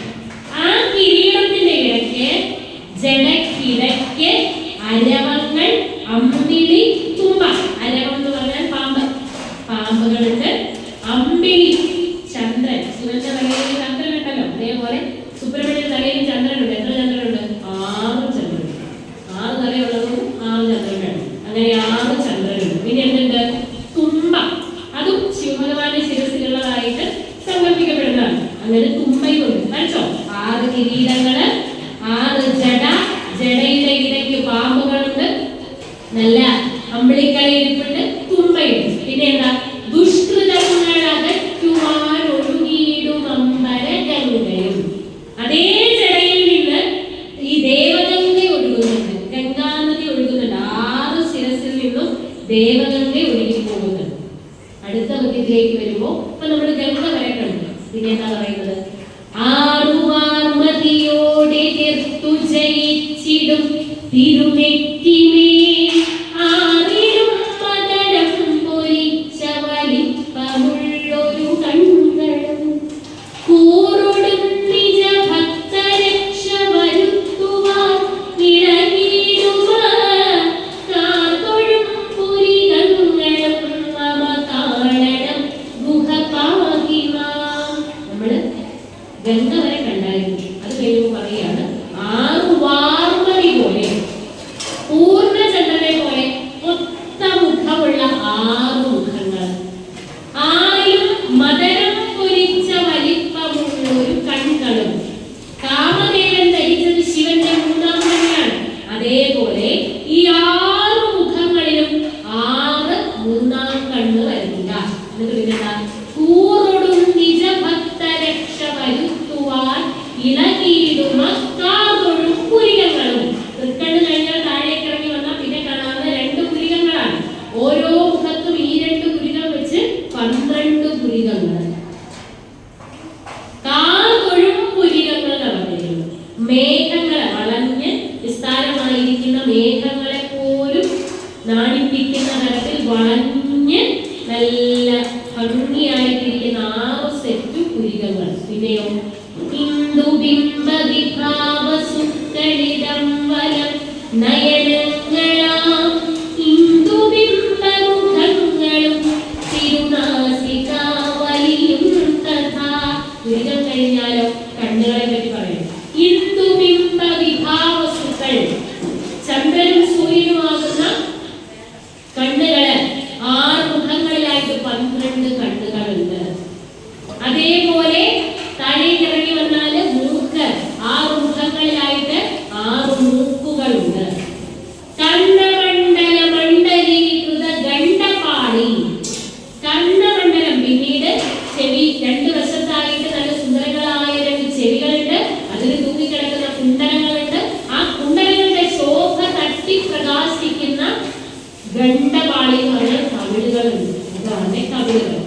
പിന്നെയോ പവിഴം തൊഴും രഥനക്ഷതങ്ങളും ഉല്ലസ താടികളും കറുത്ത ഗണങ്ങളും. കവിളുകൾ കഴിഞ്ഞാല് പവിഴം പോലും തൊഴുന്ന നല്ല ചുണ്ടുകളുണ്ട്, നിരയൊത്ത പല്ലുകളുണ്ട്, ദന്ത താടികളുണ്ട്. ഒരു ഭക്തൻ ഷൺമുഖ സ്തോത്രം എടുത്ത് പഠിക്കുമ്പോൾ സാധാരണഗതിക്ക് ഞാനും നിങ്ങളുമൊക്കെ പ്രാർത്ഥിക്കാനിരുന്നാലും നമ്മൾ ഇരുന്നാലും ഇവിടെ ഈ ഒരു കസേരയിട്ട് നമ്മുടെ ശാഖയുടെ ഈ ഓഡിറ്റോറിയത്തിൽ ഇരിക്കുന്നു എന്ന് പറഞ്ഞാൽ ഒരു 10-50 പേർക്ക് മുകളിൽ ഇവിടെ ഉണ്ടെങ്കിലും അതിലൊരു 45 പേരും ആ കവലയിലാണ് അല്ലേ? വീട്ടിലിപ്പോൾ എങ്ങനെയായിരിക്കും, എന്ത് ചെയ്യാനും കോഴിക്കോട് ഞാൻ അടച്ചായിരുന്നു, കഞ്ഞി വാർത്തായിരുന്നു, കയറച്ചായിരുന്നു, പുളിയിട്ടായിരുന്നു, മുളകിട്ടായിരുന്നു, 100 കാര്യങ്ങളുണ്ടായിരുന്നു. എങ്കിൽ അവിടെ പാത്രങ്ങൾ എടുത്ത് വെക്കുമ്പോൾ നിങ്ങൾ കഞ്ഞിക്ക് പയറാണോ സമാധിനാഥന വരുമ്പോൾ 5 ദിവസം കഞ്ഞിയിലാണ് നിൽക്കുന്നത്. അതിന് കഞ്ഞിക്ക് പയറാണോ പപ്പടാണോ 100 കാര്യങ്ങൾ വിചാരിച്ചോടിപ്പോകുന്നവരാണ് ഞാൻ നിങ്ങളും. അങ്ങനെ ഓടുന്ന ഭക്തന്റെ സാധാരണക്കാരന്റെ മനസ്സിനെ ഈശ്വരന്റെ രൂപത്തിൽ കൂടി ഓടിക്കാൻ വേണ്ടിയിട്ടാണ് ഋഷീശ്വരന്മാര് കേശാദിപാത വർണ്ണനകൾ നൽകുന്നത്. ഷൺമുഖ സ്തോത്രം നമ്മൾ പഠിക്കുമ്പോൾ അർത്ഥം അറിഞ്ഞ് പഠിക്കുമ്പോൾ ഓരോ പദ്യങ്ങളും ചൊല്ലുന്ന ഒരു ഭക്തൻ സ്വയമേ മനസ്സുകൊണ്ട് ഒരു ചിത്രം വരും, ഭഗവാന്റെ ഒരു ചിത്രം. ശിവശരണത്തിൽ ഇതേപോലെ തന്നെയാണ്. ചെറുവിറ ചെഞ്ചിരയും പടിമാലയും കുറികളും മദനൻ ഒരിച്ച കണ്ണും പുരികവും എണ്ണും എനിക്ക് കാണണത്തെ ദിനമണി തിങ്കളണിഞ്ഞ കണ്ണു രണ്ടും മണിമയകുണ്ടലമുണ്ടേ കനകതില കുസുമവും കുലിഞ്ഞു കൂപ്പി ദിനമനുസേവകൾ ചെയ്ത മൂക്കുന്നൊക്കെ പറഞ്ഞ് ശിവഭഗവാനെ വർണ്ണിക്കുന്ന ഭാഗമുണ്ട്. അത് ഈ മുടി തൊട്ട് പാദം വരെ വർണ്ണിച്ചു പോകും. എന്തിനാണെന്ന് അറിയാം, ഞാൻ നിങ്ങളൊക്കെ പമ്പരം പതാകുന്നത് പോലെ പല പല കാര്യങ്ങളുടെ പുറകെ പോകും എന്ന് കൃത്യമായിട്ട് അറിയാവുന്നതുകൊണ്ടാണ്. അപ്പൊ ഇങ്ങനൊരു രൂപം കൊടുത്താൽ ഭക്തൻ ഓട്ടോമാറ്റിക്കലി ഇവൻ ചൊല്ലുന്ന കാര്യത്തിൽ അവന്റെ മനസ്സ് നിൽക്കും. അപ്പൊ അതൊരു സൈക്കോളജിയാണ് കേട്ടോ, അതൊരു മനഃശാസ്ത്രമാണ്. നമ്മുടെ ഋഷീശ്വരന്മാർ വെറുതെ അല്ല ഈ കൃതികൾക്ക് എഴുതി വെച്ചിരിക്കുന്നത്. സ്തോത്ര കൃതികൾക്ക് ഗംഭീരമായ ഒരു ഉദ്ദേശമുണ്ട്. പല പല വഴിക്ക് പോകുന്നവരെ ഒരു സ്ഥലത്ത് പിടിച്ചിരുന്നില്ല. കോൺസെൻട്രേഷൻ ഉള്ളവരാണ്. നിങ്ങളുടെ കുട്ടികൾക്ക് പഠിക്കുന്ന കാര്യത്തിൽ കോൺസെൻട്രേഷൻ ഉള്ളത് പരാതി പറയാറില്ലേ, ഏകാഗ്രതയെന്ന് പറയാറില്ലേ, അതിനുള്ള നല്ലൊരു മാർഗമാണ് ഗുരുദേവ കൃതികൾ ചൊല്ലുന്നത്. കാരണം സ്ഥിരമായിട്ട് ഇത് ചൊല്ലിക്കഴിയുമ്പോൾ ചൊല്ലുന്ന വാക്കുകളിലും അതിന്റെ ആശയത്തിലും മനസ്സ് നിൽക്കുമ്പോൾ ഓട്ടോമാറ്റിക്കലി സ്വാഭാവികമായിട്ട് ഒരു വലിയ കോൺസെൻട്രേഷൻ പവറുണ്ടാകും, ഏകാഗ്രതയുണ്ടാകും. ഈ ഒരു ഉദാഹരണം പറഞ്ഞത് ഗുരുദേവ കൃതികളുടെ സ്തോത്ര കൃതികളുടെ നിരന്തരമായ സാധന എന്ന് പറയുന്നത് എനിക്ക് നിങ്ങൾക്കും മനഃശുദ്ധി ഉണ്ടാകാൻ സഹായിക്കും, മനസ്സിനെ കൺട്രോൾ ചെയ്യാൻ സഹായിക്കും, പല വഴി ഓടുന്നത് പിടിച്ചു നിർത്താൻ സഹായിക്കും. 100 കണക്കിന് ഗുണങ്ങളുണ്ട്. ഒപ്പം ആ ചൊല്ലുന്ന വാക്കുകളുടെ അല്ലെങ്കിൽ പദങ്ങളുടെ പ്രത്യേകത കൊണ്ട് ശാരീരികമായും മാനസികമായും ബലമുള്ളവരാകാൻ സഹായിക്കും. അതിന് സഹായിക്കുന്ന ഒട്ടേറെ സ്തോത്രകൃതികളുണ്ട്. 1-ാം സ്ഥാനത്ത് ഭദ്രകാളീഷ്ടകം ഇരിക്കുന്നു. ശ്രീനാരായണ ഗുരുദേവൻ സർട്ടിഫിക്കറ്റ് കൊടുത്തിട്ടുള്ള അപൂർവം കൃതികളിൽ ഒന്നാണ് ഭദ്രകാളീഷ്ടകം. എല്ലാ കൃതികൾക്കും ഒരു സർട്ടിഫിക്കറ്റ് കൊടുത്തിട്ടില്ല, ചില കൃതികൾക്ക് മാത്രമേ സർട്ടിഫിക്കറ്റ് കൊടുത്തിട്ടുള്ളൂ. അതിലൊന്ന് വിഷ്ണു അഷ്ടകം. വിഷ്ണു അഷ്ടകമിതം പുണ്യം യപ്പടേ ഭക്തിതോ നര സർവപാപവിരമുക്തോ വിഷ്ണുലോകം സഗച്ഛതി. ഞാൻ നിങ്ങൾ ഓടി ചൊല്ലി തീർക്കാറുണ്ട് അല്ലേ, അത് ഗുരുദേവൻ തന്നിട്ടുള്ള സർട്ടിഫിക്കറ്റ്. ഇതാരാണോ നന്നായിട്ട് ചൊല്ലുന്നത് അവൻ ഈശ്വരനോട് നല്ല ചർച്ചയുള്ളവനായിട്ട് ഭവിക്കും. ഇഹ ജീവിതത്തിൽ പരലോകത്തിൽ നല്ല ചർച്ചയുള്ളവനായിട്ട് മാറുമെന്ന് ഗുരുദേവൻ സർട്ടിഫിക്കറ്റ് തന്നിട്ടുള്ളൊരു കൃതിയാണ് വിഷ്ണുഷ്ടകം എന്ന് പറയുന്നത്. ചിദംബരാഷ്ടകം. പുഷ്ടഭിയസ്തു ചിദംബരലിംഗം ദൃഷ്ടമിതം മനസാനുപഠന്തി അഷ്ടകമേതവാങ്മനസീയം അഷ്ടകലും പ്രതിയാന്തി നരാസ്തേ. ചിദംബരാഷ്ടകം എന്ന് പറയുന്ന ഈ കൃതിയിലെ മേൽ പറഞ്ഞിട്ടുള്ള പദ്യങ്ങൾ ആരാണോ നന്നായിട്ട് പഠിക്കുന്നത് അവൻ അഷ്ടതനുവിനെ, അഷ്ടശരീരം, 8 ശരീരം, അഷ്ടമൂർത്തി എന്നൊക്കെ അറിയപ്പെടുന്നത് ശിവനാണ്. ആ ശിവൻ പ്രതീകമായിരിക്കുന്ന ഈശ്വര ചിന്തയിൽ അലിഞ്ഞ് ധർമ്മബോധത്തിൽ ജീവിക്കുന്നവനായിട്ട് ഭവിക്കും. സർട്ടിഫിക്കറ്റ് ആണ് കേട്ടോ, ഒരു തന്നിട്ടുള്ള സർട്ടിഫിക്കറ്റ്. അതേപോലെ ദേവീസ്തവം, അത് തീരുന്നിടത്തും ഒരു സർട്ടിഫിക്കറ്റ് കൊടുത്തിട്ടുണ്ട്. ഇതുപഥ്യവൃത്തം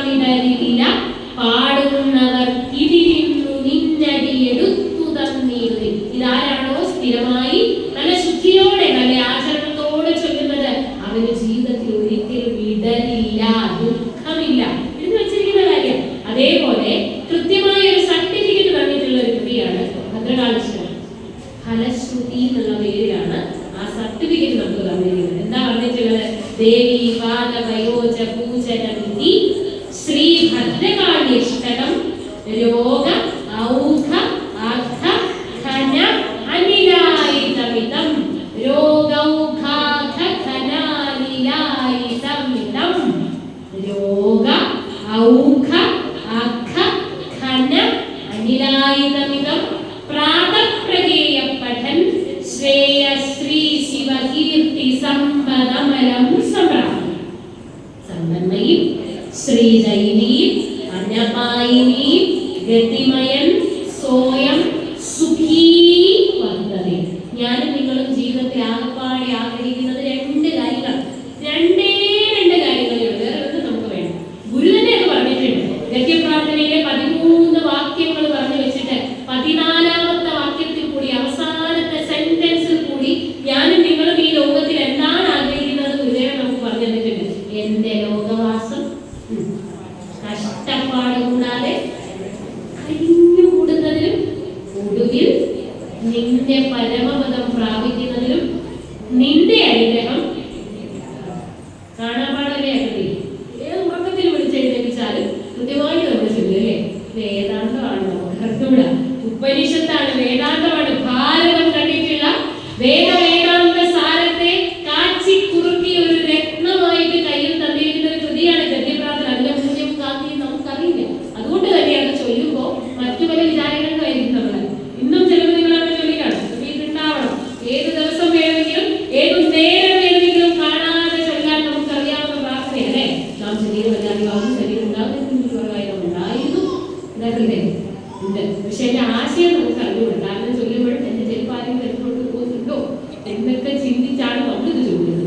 ഇതിന്റെ ആശയം ഇതാണെന്നോ, ഇത് ഭഗവാന്റെ അനുഭവമാണെന്നോ, ഇത് ജീവിതത്തിൽ പകർത്തേണ്ടതാണെന്നോ കേൾക്കേണ്ടതാണെന്നോ ഞാൻ നിങ്ങൾ പലപ്പോഴും ചിന്തിക്കാറില്ല. പക്ഷെ അതിന് മറ്റൊരു വശം കൂടിയുണ്ട്. എനിക്ക് നിങ്ങൾക്കൊന്നും എന്തായാലും ഈ ഒരു ആയുസ്സിൽ ചിലപ്പോൾ വേദോപനിഷത്തോ ഒന്നും പഠിക്കാൻ പറ്റിയെന്ന് വരികയാണ്. നമ്മുടെ കാരുണ്യനിധിയായ ഭഗവാൻ എനിക്ക് നിങ്ങൾക്ക് വേദമൊക്കെ പഠിക്കാൻ വേണ്ടിയിട്ട് അതിന്റെ മലയാളം ഭാഷയില് നമ്മുടെ നാവിലൊതുക്കുന്ന രീതിയിൽ ഭംഗിയായിട്ട് നമ്മളെ കൊണ്ട് സൂചിപ്പിക്കും. അങ്ങനെയും കണ്ട. അപ്പൊ ആ വേദാന്ത സാരത്തിന്റെ ഒടുവിൽ പറഞ്ഞു വെച്ചിരിക്കുക, എന്റെ ലോകവാസം കഷ്ടപ്പാട് കൂടാതെ കഴിഞ്ഞുകൂടുന്നു. ഇവിടെ വന്നപ്പോ, ഇന്നലെ വന്നപ്പോഴും മിനിഞ്ഞാന്ന് വന്നപ്പോഴും കാണാത്തവരെ ഇന്ന് കണ്ടപ്പോ നമ്മൾ ചോദിച്ചു, എന്താ അവിടെ സുഖമാണോ? എന്തായിരിക്കും തിരിച്ച് പറയും? സുഖമാണെന്ന് ആരെങ്കിലും പറയൂ? ആരും പറയും. ആരെങ്കിലും നമ്മോട് വന്നിട്ട് എന്തുണ്ട് വിശേഷം, നിങ്ങൾക്ക് സുഖമാണോ എന്ന് ചോദിച്ചാൽ മലയാളികൾക്ക് ഒരൊറ്റ മറുപടിയുമില്ല. ഇംഗ്ലീഷുകാരോട് എങ്ങനെയുണ്ട്, ഹൗ ആർ യു എന്ന് ചോദിച്ചാൽ അവരെന്താ പറയാ? I M good, I am fine എന്ന് പറയും. ഹിന്ദിക്കാരോട് ആ കൈസാ ഹെ ഭായ് എന്ന് ചോദിച്ചാൽ എന്ത് പറയും? അച്ഛാ ഹെ അല്ലെങ്കിൽ അച്ചി ഹെ എന്ന് പറയും. പക്ഷെ മലയാളികളോട് എന്തുണ്ട് സുഖമാണോ എന്ന് ചോദിച്ചാൽ എന്ത് പറയും? അങ്ങനെയൊക്കെ കരിഞ്ഞു പൊട്ടുന്ന നമ്മൾ പറയാറില്ലേ. അതേപോലെ ഒരു വാക്ക് ഗുരു ഇവിടെയും പറഞ്ഞിട്ടുണ്ട്. ലോകവാസം കഷ്ടപ്പാട് കൂടാതെ വലിയ കട്ടലും കുട്ടലൊന്നും ഇല്ലാണ്ട് ആവശ്യത്തിന് വേണ്ട കാര്യങ്ങളൊക്കെ ഒന്ന് നേടി ലോകത്തിനനുസരിച്ച് ഈ ആർഭാടമൊന്നും വേണ്ട, ആ രീതിക്ക് ലളിതമായിട്ട് ജീവിച്ചു പോവുക എന്ന അർത്ഥത്തിൽ നമ്മളൊക്കെ പ്രയോഗിക്കുന്ന ഒരു വാക്കാണ് കഴിഞ്ഞു കൂടുക, കഴിഞ്ഞു പോവുക. ലോകവാസം. എനിക്ക് നിങ്ങൾക്കും ലോകവാസം ഉണ്ട്. ഞാനും നിങ്ങളും സന്യാസ ജീവിതം നയിക്കുന്നവരല്ലോ, കുടുംബസ്ഥന്മാരാണ്. അച്ഛനമ്മമാരുടെ കടമ ചെയ്യാറുണ്ട്, മക്കളുടെ കടമ ചെയ്യാറുണ്ട്, ഭാര്യയുടെയും ഭർത്താവിന്റെയും കടമകൾ ചെയ്യാറുണ്ട്. 100 കർമ്മങ്ങൾ ഒരു ദിവസം 24 മണിക്കൂർ എടുത്താൽ അതിലെ ഒരു 10-14 മണിക്കൂറുകളും നമ്മൾ കർമ്മം ചെയ്തുകൊണ്ടിരിക്കുന്നവരാണ്. എന്തെങ്കിലുമൊക്കെ കാര്യങ്ങള് ഒരു വീട്ടിൽ ഒരു അമ്മ ഒരു പുസ്തകം എടുത്ത് അടുക്കി വെക്കുന്നത് തൊട്ട് വീട്ടിലെ അടുക്കളയിൽ ജോലി ചെയ്യുന്നതും മറ്റെല്ലാ കാര്യങ്ങളും, തുണിയലക്കുന്നതും കൂത്തുവാരുന്നതും കുഞ്ഞുങ്ങളെ കുളിപ്പിക്കുന്നതും അവർക്ക് വേണ്ട കാര്യങ്ങൾ ചെയ്യുന്നതും, ഒരച്ഛൻ രാവിലെ എഴുന്നേറ്റ് തന്നെ കർമ്മങ്ങളെല്ലാം തീർത്ത് ജോലിക്ക് പോകുന്നതും കഷ്ടപ്പെടുന്നതും പണിയെടുക്കുന്നതും, ഇങ്ങനെ നോക്കിയാൽ 14-18 മണിക്കൂർ ഞാനും നിങ്ങളും കർമ്മം ചെയ്യേണ്ടവരാണ്. അത് മാറ്റി വെക്കാൻ കഴിയില്ല. എന്തിനാ നമ്മളൊക്കെ ഓടി നടന്ന് കർമ്മം ചെയ്യുന്നത്? ലോകവാസം നന്നായിരിക്കാൻ വേണ്ടിയിട്ട്, രോഗങ്ങളൊന്നും ഇല്ലാതെ ധനത്തിന് കുറവില്ലാതെ സ്വച്ഛതയോടുകൂടി കഴിഞ്ഞുകൂടാൻ വേണ്ടിയിട്ടാണ്. എന്ന് വരെയെന്ന് നമുക്ക് അറിഞ്ഞൂടാ, അറിയാൻ പറ്റില്ല. എന്നാണ് ഇത് തീരുന്നത് നമുക്കറിയില്ല. പക്ഷെ അറിയാൻ വയ്യ എങ്കിൽ പോലും ഇനി മുന്നോട്ട് എത്ര വർഷങ്ങൾ ഉണ്ടെങ്കിലും അത്രയും നിമിഷങ്ങളെ സ്വച്ഛതയോടെ ജീവിക്കാൻ വേണ്ടിയിട്ടാണ് ഞാൻ നിങ്ങൾക്കൊക്കെ ഓടി നടന്ന് വിഷമിച്ച് കർമ്മം ചെയ്യുന്നത്, ജോലി ചെയ്യുന്നത്. ഇപ്പൊ ലോകവാസം കഷ്ടപ്പാടില്ലാതെ ഇരിക്കുക എന്ന് പറയുന്നത് എനിക്കും നിങ്ങൾക്കും പ്രധാനപ്പെട്ട കാര്യമാണ്. ലോകവാസം കഷ്ടപ്പാടില്ലാതെ ഇരിക്കണമെങ്കിൽ എന്തൊക്കെ നമുക്ക് ഉണ്ടായിരിക്കണം? ഒന്ന്, ആരോഗ്യം ഉണ്ടായിരിക്കണം, അല്ലെ? ശരീരത്തിന് ആരോഗ്യം ഉണ്ടാകണം. ശരീരത്തിന് മാത്രം ആരോഗ്യം ഉണ്ടായാൽ മതിയോ? പോരാ. മനസ്സിന് ആരോഗ്യം ഉണ്ടായിരിക്കണം, ബുദ്ധിക്ക് ആരോഗ്യം ഉണ്ടായിരിക്കണം. ആരോഗ്യം, രോഗമില്ലാത്ത അവസ്ഥയാണ് ആരോഗ്യം എന്ന് പറഞ്ഞാല്. അരോഗദൃഢഗാത്രനായിട്ടിരിക്കുക, രോഗമില്ലാതെ നല്ല ശരീരത്തോടു കൂടി ഇരിക്കുക, രോഗമില്ലാത്ത നല്ല മനസ്സോടു കൂടി ഇരിക്കുക. രോഗമില്ലാത്ത മനസ്സെന്ന് പറഞ്ഞാൽ ദ്വേഷമോ വെറുപ്പോ കാമമോ ക്രോധമോ ഒന്നുമില്ലാത്ത മനസ്സുള്ളവരാവുക. അതാണ് നല്ല മനസ്സ് അല്ലെങ്കിൽ ആരോഗ്യമുള്ള മനസ്സെന്ന് പറഞ്ഞാൽ. ഇതൊക്കെയാണ് സമ്പാദിക്കേണ്ടത് ഏറ്റവും വലിയ അർത്ഥങ്ങളിൽ ഏറ്റവും പ്രധാനപ്പെട്ടത്. പിന്നെ ധനം നമുക്ക് വേണ്ടേ? ധനം വേണം. നമ്മുടെ കുഞ്ഞുങ്ങളെ പഠിപ്പിക്കണമെങ്കിൽ, നമുക്ക് നല്ല പാർപ്പിടം ഉണ്ടാകണമെങ്കിൽ, നമുക്ക് ഭക്ഷണം കഴിക്കണമെങ്കിൽ, നമുക്കൊരു അസുഖം വന്നാൽ ആശുപത്രിയിൽ കൊണ്ടുപോയി ചികിത്സിക്കണമെങ്കിൽ നമുക്ക് ധനം വേണ്ടേ? വേണം. അപ്പൊ ഇങ്ങനെയുള്ള ലോകവാസം കഷ്ടപ്പാട് കൂടാതെ ഇരിക്കുവാൻ നമുക്ക് വേണ്ടുന്ന ചില കാര്യങ്ങളുണ്ട്. ആ കാര്യങ്ങളുടെ മൊത്തം തുകയെ ചേർത്തിട്ടാണ് ശ്രീനാരായണ ഗുരുദേവൻ ശ്രേയസ്സെന്നും പ്രേയസ്സെന്നും ഒക്കെ പറഞ്ഞ് പല കൃതികളിലും അവതരിപ്പിക്കുന്നു. അപ്പോ ശാരീരികമായിട്ടുള്ള ഉയർച്ചയും മാനസികമായുള്ള ഉയർച്ചയും സാമൂഹികമായുള്ള ഉയർച്ചയും ഒക്കെ ലോകവാസം കഷ്ടപ്പാട് കൂടാതെ ഇരിക്കുവാൻ ഒരു മനുഷ്യന് അത്യാവശ്യം വേണ്ട കാര്യങ്ങളാണ്. അതെങ്ങനെ ഉണ്ടാക്കാൻ കഴിയും? നല്ല പ്രവൃത്തി കൊണ്ട് ഉണ്ടാക്കാൻ കഴിയും. നല്ല പ്രവൃത്തി കൊണ്ട് മാത്രമേ നല്ല രീതിയിൽ ധനം സമ്പാദിക്കാൻ കഴിയുകയുള്ളൂ. നല്ല പ്രവൃത്തി കൊണ്ട് മാത്രമേ നല്ല മനസ്സുണ്ടാക്കാൻ കഴിയുകയുള്ളൂ. നല്ല പ്രവൃത്തി കൊണ്ട് മാത്രമേ നല്ല ശരീരം, നല്ല ആരോഗ്യമുള്ളവരായിട്ടിരിക്കാൻ കഴിയുകയുള്ളൂ. അങ്ങനെയെങ്കിൽ നല്ല പ്രവൃത്തി ഉള്ളവരാകാൻ നമുക്ക് സാധിക്കണം. ഈ നല്ല പ്രവൃത്തി എങ്ങനെയുണ്ടാകും? ഞാനും നിങ്ങളും ഒരു കർമ്മം ചെയ്യുന്നത് എന്റെയും നിങ്ങളുടെയും മാനസിക നിലയനുസരിച്ചാണ്. അപ്പൊ മുൻപ് പറഞ്ഞതുപോലെ ഇവിടുന്ന് താഴേക്ക് ഇറങ്ങുമ്പോ റോഡിന്റെ ഒത്ത നടുക്ക് ഒരു കല്ല് കിടക്കുന്നു. കല്ല് നമ്മൾ കണ്ടു, അവിടെ കിടക്കട്ടെ എന്ന് മനസ്സ് പറഞ്ഞാൽ നമ്മളാരെങ്കിലും അത് മാറ്റിയിടും? ഇല്ല. മനസ്സിന് തോന്നണം ഇതൊന്ന് മാറ്റിയിട്ടേക്കാം. ഏതെങ്കിലും ഒരു വണ്ടി വന്ന് തട്ടിയാൽ, ഏതെങ്കിലും ഒരു ടയർ വന്ന് ഇടിച്ചൊന്നും മറിഞ്ഞാൽ, ഏതെങ്കിലും ഒരു കുഞ്ഞുങ്ങളുടെ കാല് തട്ടിയാൽ നമുക്ക് നോവുമല്ലോ എന്ന് വിചാരിച്ചാലല്ലേ നമ്മൾ മാറ്റിയിടുള്ളൂ. അപ്പൊ പ്രവൃത്തി നന്നാവണമെങ്കിൽ ആദ്യം ചിന്ത നന്നാവണം. നല്ല ചിന്ത ഉണ്ടാകണമെങ്കിലോ ശരിയായ സാധന ഉണ്ടാകണം. നല്ല വാക്കുകളിൽ കൂടി, നല്ല പ്രാർത്ഥനകളിൽ കൂടി ശരിയായ ഉൾക്കാഴ്ച ഉണ്ടാകണം. ഈശ്വരീയമായ ഒരു ചേർച്ചയുണ്ടാകണം. അവിടെയാണ് പ്രാർത്ഥനയ്ക്കും സ്തോത്രങ്ങൾക്കും ഒക്കെയുള്ള വലിയൊരു സ്ഥാനമിരിക്കുന്നത്. ഭദ്രകാളീഷ്ടകം പോലെയുള്ള കൃതികൾക്ക് പ്രാധാന്യം ഉണ്ടാകുന്നത് ഇവിടെയാണ്. ചൊല്ലുന്ന വാക്കുകള്, നിങ്ങൾ പറയുന്ന വാക്കുകള് എന്റെയും നിങ്ങളുടെയും ബുദ്ധിയെയും മനസ്സിനെയും ഒക്കെ സ്വാധീനിക്കും. ഭദ്രകാളീഷ്ടകത്തിലും ബാഹുലേയ അഷ്ടകത്തിലും ഹോമമന്ത്രത്തിലും ചിദംബരാഷ്ടകത്തിലും ഗുഹാഷ്ടകത്തിലും ഇങ്ങനെയുള്ള മന്ത്രസമാനമായ കൃതികളിൽ ഗുരു ഉപയോഗിച്ചിരിക്കുന്നത് ഏറ്റവും നല്ല ചിന്തകളെ ഒരു മനുഷ്യന്റെ മനസ്സിൽ ഉണർത്താൻ ശേഷിയുള്ള മന്ത്രസമാനമായ വാക്കുകളെ. അവ നിരന്തരം ജപിക്കുമ്പോ സ്വാഭാവികമായി ഒരുവന്റെ മനസ്സിൽ നല്ല ശുദ്ധി ഉണ്ടാകും. ശുദ്ധമായ മനസ്സിൽ നല്ല ചിന്തകൾ ഉണ്ടാകും. നല്ല ചിന്തകളിൽ നിന്ന് നല്ല പ്രവൃത്തി ഉണ്ടാകും. നല്ല പ്രവൃത്തിയിൽ നിന്ന് ആരോഗ്യം ഉണ്ടാകും. അതാ അവിടെ എഴുതി വെച്ചിരിക്കുന്നത്. രോഗൗഘാധനാനിലായിതമിതം പ്രാതപ്രഗേയ പഠൻ ശ്രേയശ്രീ ശിവകീർത്തി സമ്പദമലം സംപ്രാപ്യ. ആരാണോ പ്രാതകാലത്ത് എഴുന്നേറ്റിരുന്ന് ഭദ്രകാളീഷ്ടകം എന്ന് പറയുന്ന ഈ കൃതി ഉപാസനയ്ക്കായിട്ട് ഉപയോഗിച്ചു ജപിക്കുന്നത്, അവൻ തന്റെ ജീവിതത്തിലെ, തന്റെ ശരീരത്തിലെ തന്നെ ബാധിച്ചിരിക്കുന്ന സകല രോഗങ്ങളിൽ നിന്ന് മുക്തി നേടിയിട്ട് ശ്രേയസ്സുള്ളവനായിട്ട് ഭവിക്കും, സമ്പത്തുള്ളവനായിട്ട് ഭവിക്കും, ആരോഗ്യമുള്ളവനായിട്ട് ഭവിക്കും. അത് എവിടെ നിന്നാണ് അതിന്റെ തുടക്കം എന്ന് മനസ്സിലാക്കിയിട്ട് വേണം നമ്മളത് ജപിക്കാൻ കേട്ടോ. രാവിലെ നല്ല ഏതു നേരം എത്ര പ്രാവശ്യം ചൊല്ലാമോ ഭദ്രകാളി ദുർഗാഷ്ടകമൊക്കെ അത്രയും പ്രാവശ്യം ചൊല്ലാൻ നിങ്ങൾ ശ്രമിക്കണം. ബാഹുലേയാഷ്ടകം മന്ത്രങ്ങൾ തന്നെ കോർത്ത് കോർത്തൊരു മുത്തുമാല പോലെ എഴുതി വെച്ചിരിക്കുന്ന ബാഹുലേയാഷ്ടകം. ഓം ലോം ലോം ഹോമധൂമ പ്രകടതന ജടാകോടി ഭോഗി പ്രപൂരം അം അം അം ആദിവേയ പ്രണതപദയുഗാംഭോരുഹ ശ്രീവിലാസം ഉൻ ഉൻ ഉൻ ഉഗ്രനേത്രത്രയരസിതമഭുജ്യോതിരാനന്ദരൂപം ശ്രീം ശ്രീം ശ്രീം ശീഘ്രചിത്ത ഭ്രമഹരമനിശം ഭാവയേ ബാഹുലേയം. ഏകദേശം 1890 1900 ഇടയ്ക്ക് എഴുതിയിട്ടുള്ള ഒരു കൃതിയാണ് ബാഹുലേയാഷ്ടകം. ഈ കൃതി എഴുതുന്ന കാലഘട്ടം ഒന്ന് ശ്രദ്ധിച്ചാലോ. വേദം കേൾക്കുന്നവന്റെ മന്ത്രം പഠിക്കുന്ന അവർ തന്നെ കാതിൽ ഈയം ഉരുക്കി ഒഴിച്ചിരുന്ന ഒരു കാലത്താണ് ഗുരു ഇങ്ങനെയുള്ള കൃതികൾ എഴുതി നമുക്ക് തന്നത്. ഒന്ന് ആലോചിച്ച് നോക്കണം. വേദം പഠിക്കുന്നവന്റെ ഇപ്പറഞ്ഞ മന്ത്രങ്ങളൊക്കെ ചൊല്ലാൻ പഠിക്കുന്നവന്റെയൊക്കെ ചെവിയില് ഈയം ഉരുക്കി ഒഴിക്കുന്ന ഒരു കാലം നമുക്കുണ്ടായിരുന്നു. ആ കാലത്താണ് ഗുരു എഴുതി വെച്ചിരിക്കുന്നത്. എത്ര വലിയൊരു ധൈര്യമാണ്. എനിക്ക് നിങ്ങൾക്കും നല്ല പവർഫുൾ ആയിട്ടുള്ള മന്ത്രങ്ങൾ ജപിച്ച് അതിന്റെ ഗുണം നേടാനായിട്ട്, അതിന്റെ ഫലം നേടാനായിട്ടുള്ള നല്ലൊരു മാർഗത്തെ സ്തോത്രങ്ങളിൽ കൂടി കാട്ടിത്തന്നിരിക്കുന്നു. അപ്പൊ സ്തോത്രകൃതികൾ എല്ലാം കുറിച്ച് പറഞ്ഞു പോകാനുള്ള സമയമില്ല. ഇങ്ങനെ എണ്ണം പറഞ്ഞ സ്തോത്രകൃതികൾ ഉൾപ്പെടെയുള്ളവയെല്ലാം തന്നെ നിത്യമായിട്ട് ചൊല്ലുമ്പോൾ മാനസികമായിട്ട് നമുക്ക് നല്ല ബലം നൽകുന്നവയാണ്. നല്ല ഏകാഗ്രതയെ പ്രദാനം ചെയ്യും. ഏതു കാര്യത്തിനെയും നേരിടാനുള്ള തന്റെ നമുക്കുണ്ടാകും.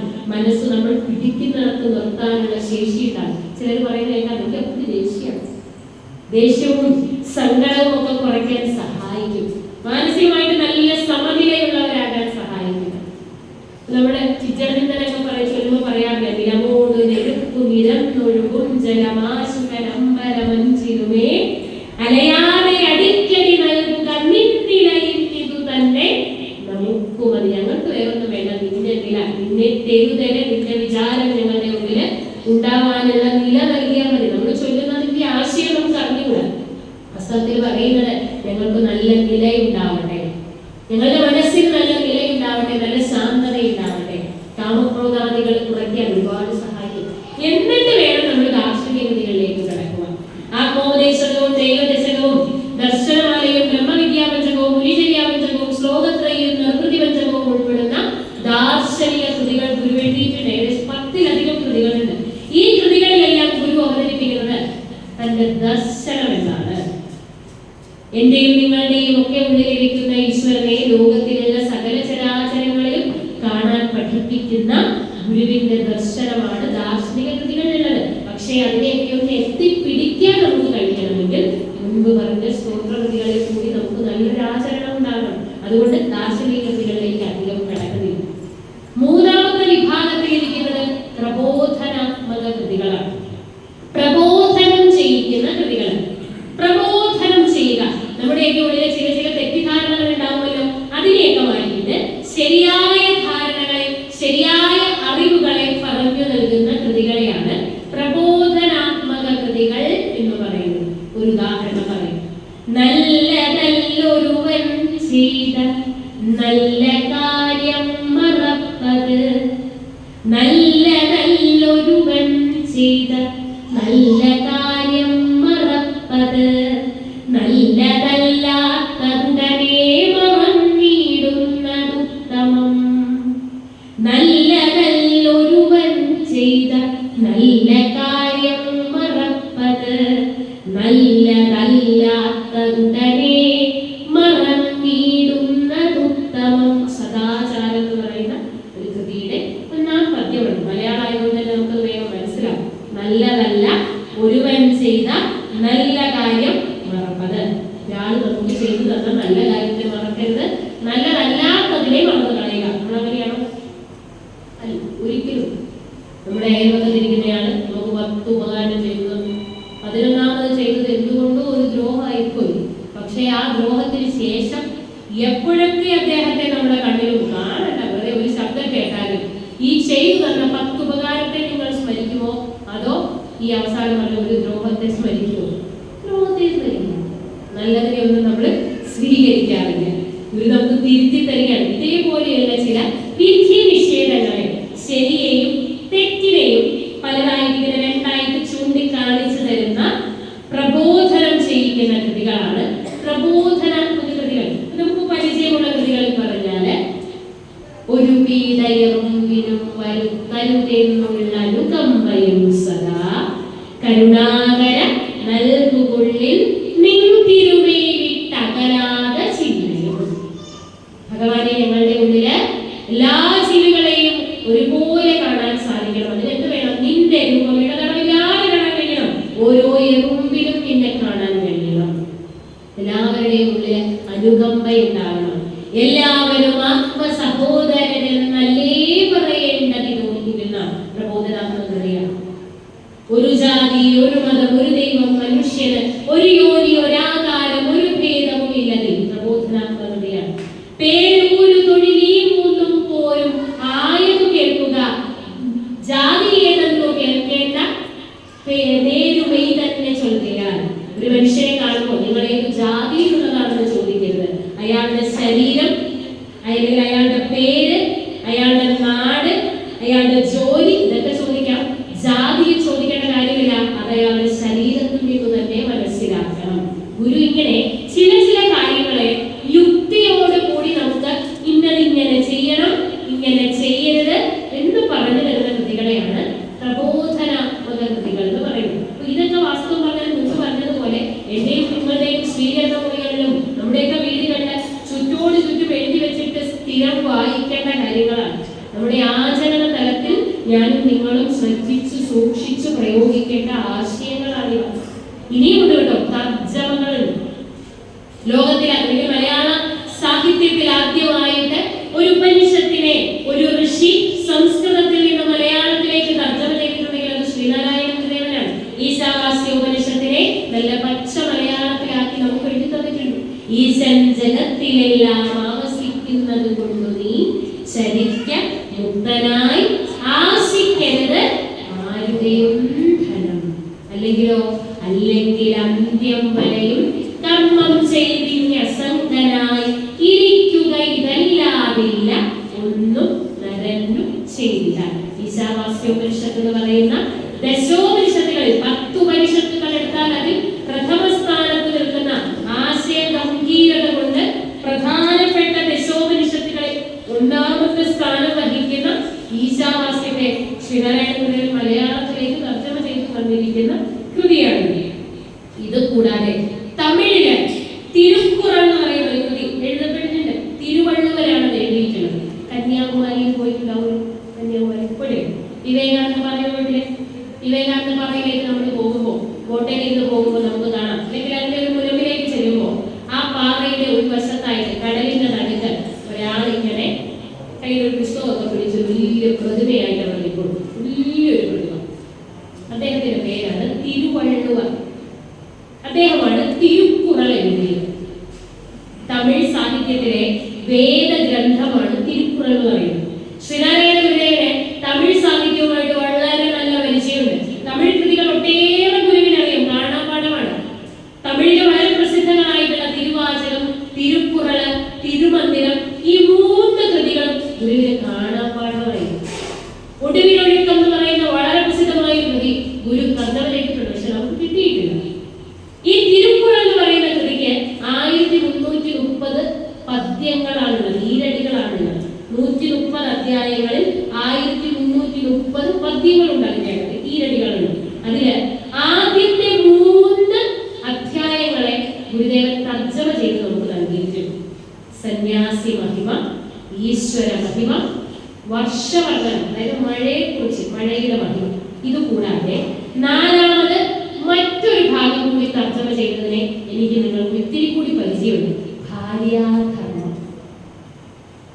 വസതിക്കൊത്ത ഗുണമുള്ളവളായി വരവിൽ സമം വ്യയവും ചെയ്യുകിൽ തന്റെ വാഴ്ചയ്ക്ക് തുണയാമവൾ തുടങ്ങുന്ന തിരുക്കുറളിലെ ഗൃഹിണീത്വം അഥവാ ഭാര്യാധർമ്മം. നല്ല സുഖം. ശ്രീനാരായണ ഗുരുദേവന്റെ പാണ്ഡിത്യം ഇവിടം വരെയാണ്. തമിഴ് കൃതികളാണ് ഇതിനെല്ലാം മലയാളത്തിലേക്ക് തർജ്ജമ ചെയ്ത് വെച്ചിരിക്കുന്ന തർജ്ജമ എന്ന് പറയുന്ന ഒരു വിഭാഗം ഗുരുദേവ കൃതികളിൽ 4ാമത്തെ ആയിട്ടുണ്ട്. ഗുരുദേവ കൃതികളുടെ സമ്പൂർണ്ണ സമാഹാരം ഒക്കെ എടുത്ത് നോക്കിയാൽ നമുക്ക് കാണാം. ഇനി 5ാമത് ഒരു വിഭാഗം കൂടിയുണ്ട്, ഗദ്യ കൃതികൾ. ശ്രീനാരായണ ഗുരുദേവൻ സശരീരനായിരിക്കുന്ന അല്ലെങ്കിൽ ആ ഒരു കാലഘട്ടത്തിൽ കവികളെല്ലാവരും ഉപയോഗിച്ചിരുന്നത്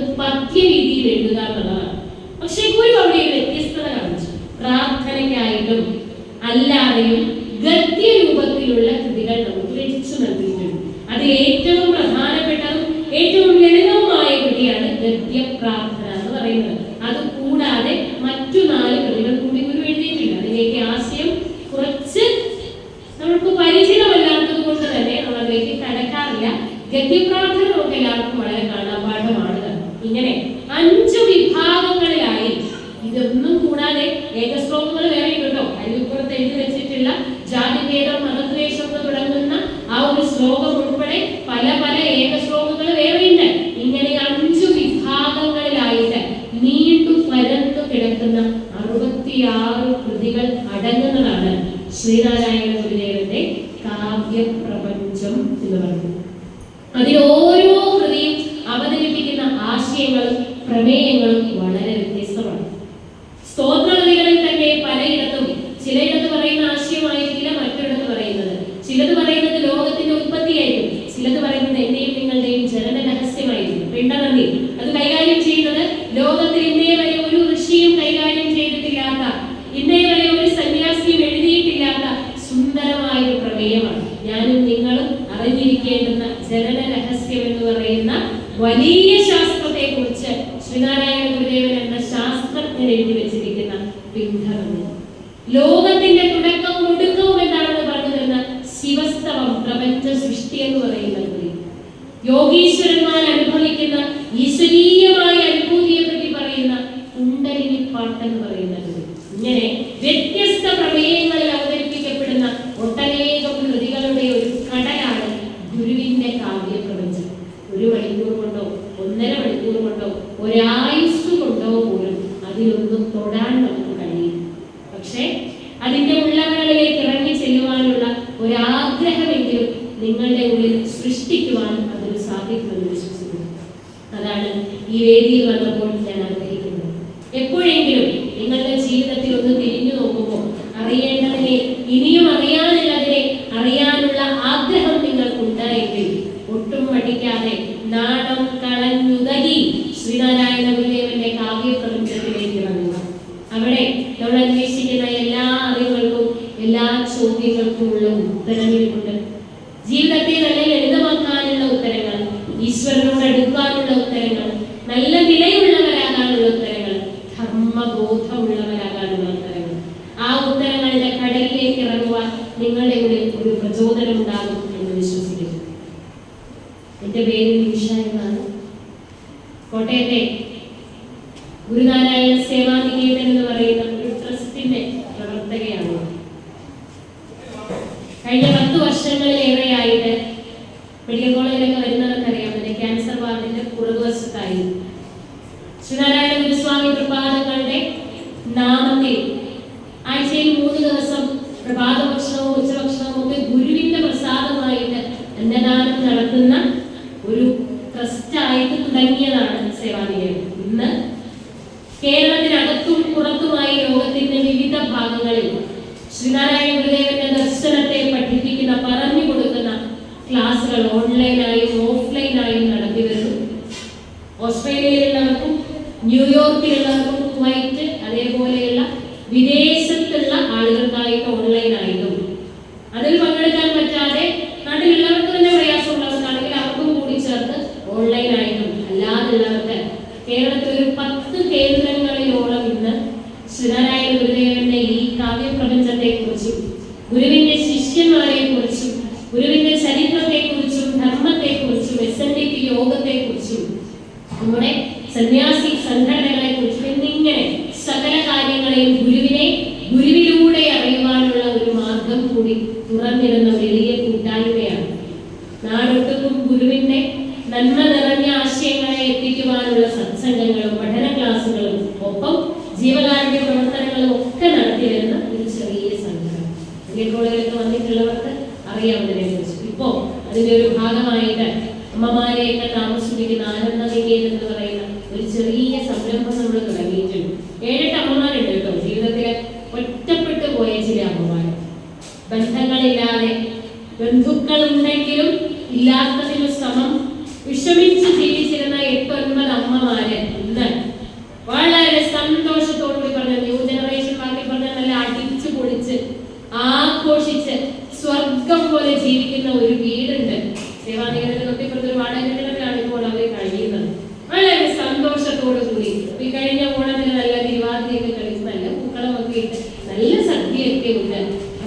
നാമം ജപിച്ച് സന്തോഷമായിട്ട് ജീവിക്കും. നാളെ ഒരിക്കലും എന്റെയും നിങ്ങളുടെയും ഒക്കെ ഒരു അവസ്ഥയും അതിന് സമാനമായിട്ടും. കാരണം കേരളത്തിലെ ഒരു സാമൂഹികമായ രീതി അങ്ങനെയാണ് മാറി വരുന്നത്.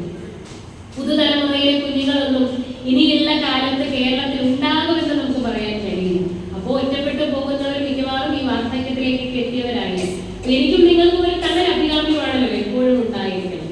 അങ്ങനെയാകാതിരിക്കട്ടെ. എങ്കിലും ശ്രീനാരായണ ഗുരുദേവനെ അറിഞ്ഞ് ഗുരുവിന്റെ നാമം ജപിച്ച് അങ്ങനെ വളരെ സന്തോഷത്തോടു കൂടി ജീവിക്കുവാൻ 7-8 അമ്മമാർ അങ്ങനെ ജീവിച്ചു പോകുന്ന ഒരു ആനന്ദ നികേതൻ, പേര് പോലെ തന്നെ പരമാനന്ദത്തിൽ ജീവിക്കുന്ന ഒരു ആനന്ദ നികേതൻ അവിടെയുണ്ട്. ഇപ്പൊ പുതിയൊരു പ്രോജക്റ്റ് ഒക്കെ തുടങ്ങിയിരിക്കുകയാണ്. വലിയൊരു പദ്ധതി നമ്മുടെ കുഞ്ഞുങ്ങൾക്ക് ഹോസ്റ്റൽ സൗകര്യമൊക്കെ കൊടുത്ത് അവിടെ പഠിക്കുന്ന കുട്ടികൾക്ക് താമസിക്കാൻ, സൗജന്യമായിട്ട് താമസിക്കാനും, ചികിത്സയ്ക്കായിട്ട് വരുന്നവർക്ക് അല്ലെങ്കിൽ കീമോതെറാപ്പിക്കായിട്ട് വരുന്നവർക്ക്, മറ്റ് ചികിത്സകൾക്കായിട്ട് വരുന്നവർക്ക്, പുറത്ത് റൂമൊന്നും എടുത്ത് താമസിക്കാൻ ശേഷിയില്ലാത്ത ഒട്ടനേകം ലക്ഷങ്ങളുണ്ട് നമ്മുടെ ആളുകൾ. ഒരുപാട് ആളുകളുണ്ട്. ജാതിയോ മതമോ ഒന്നും നോക്കുന്നില്ല കേട്ടോ.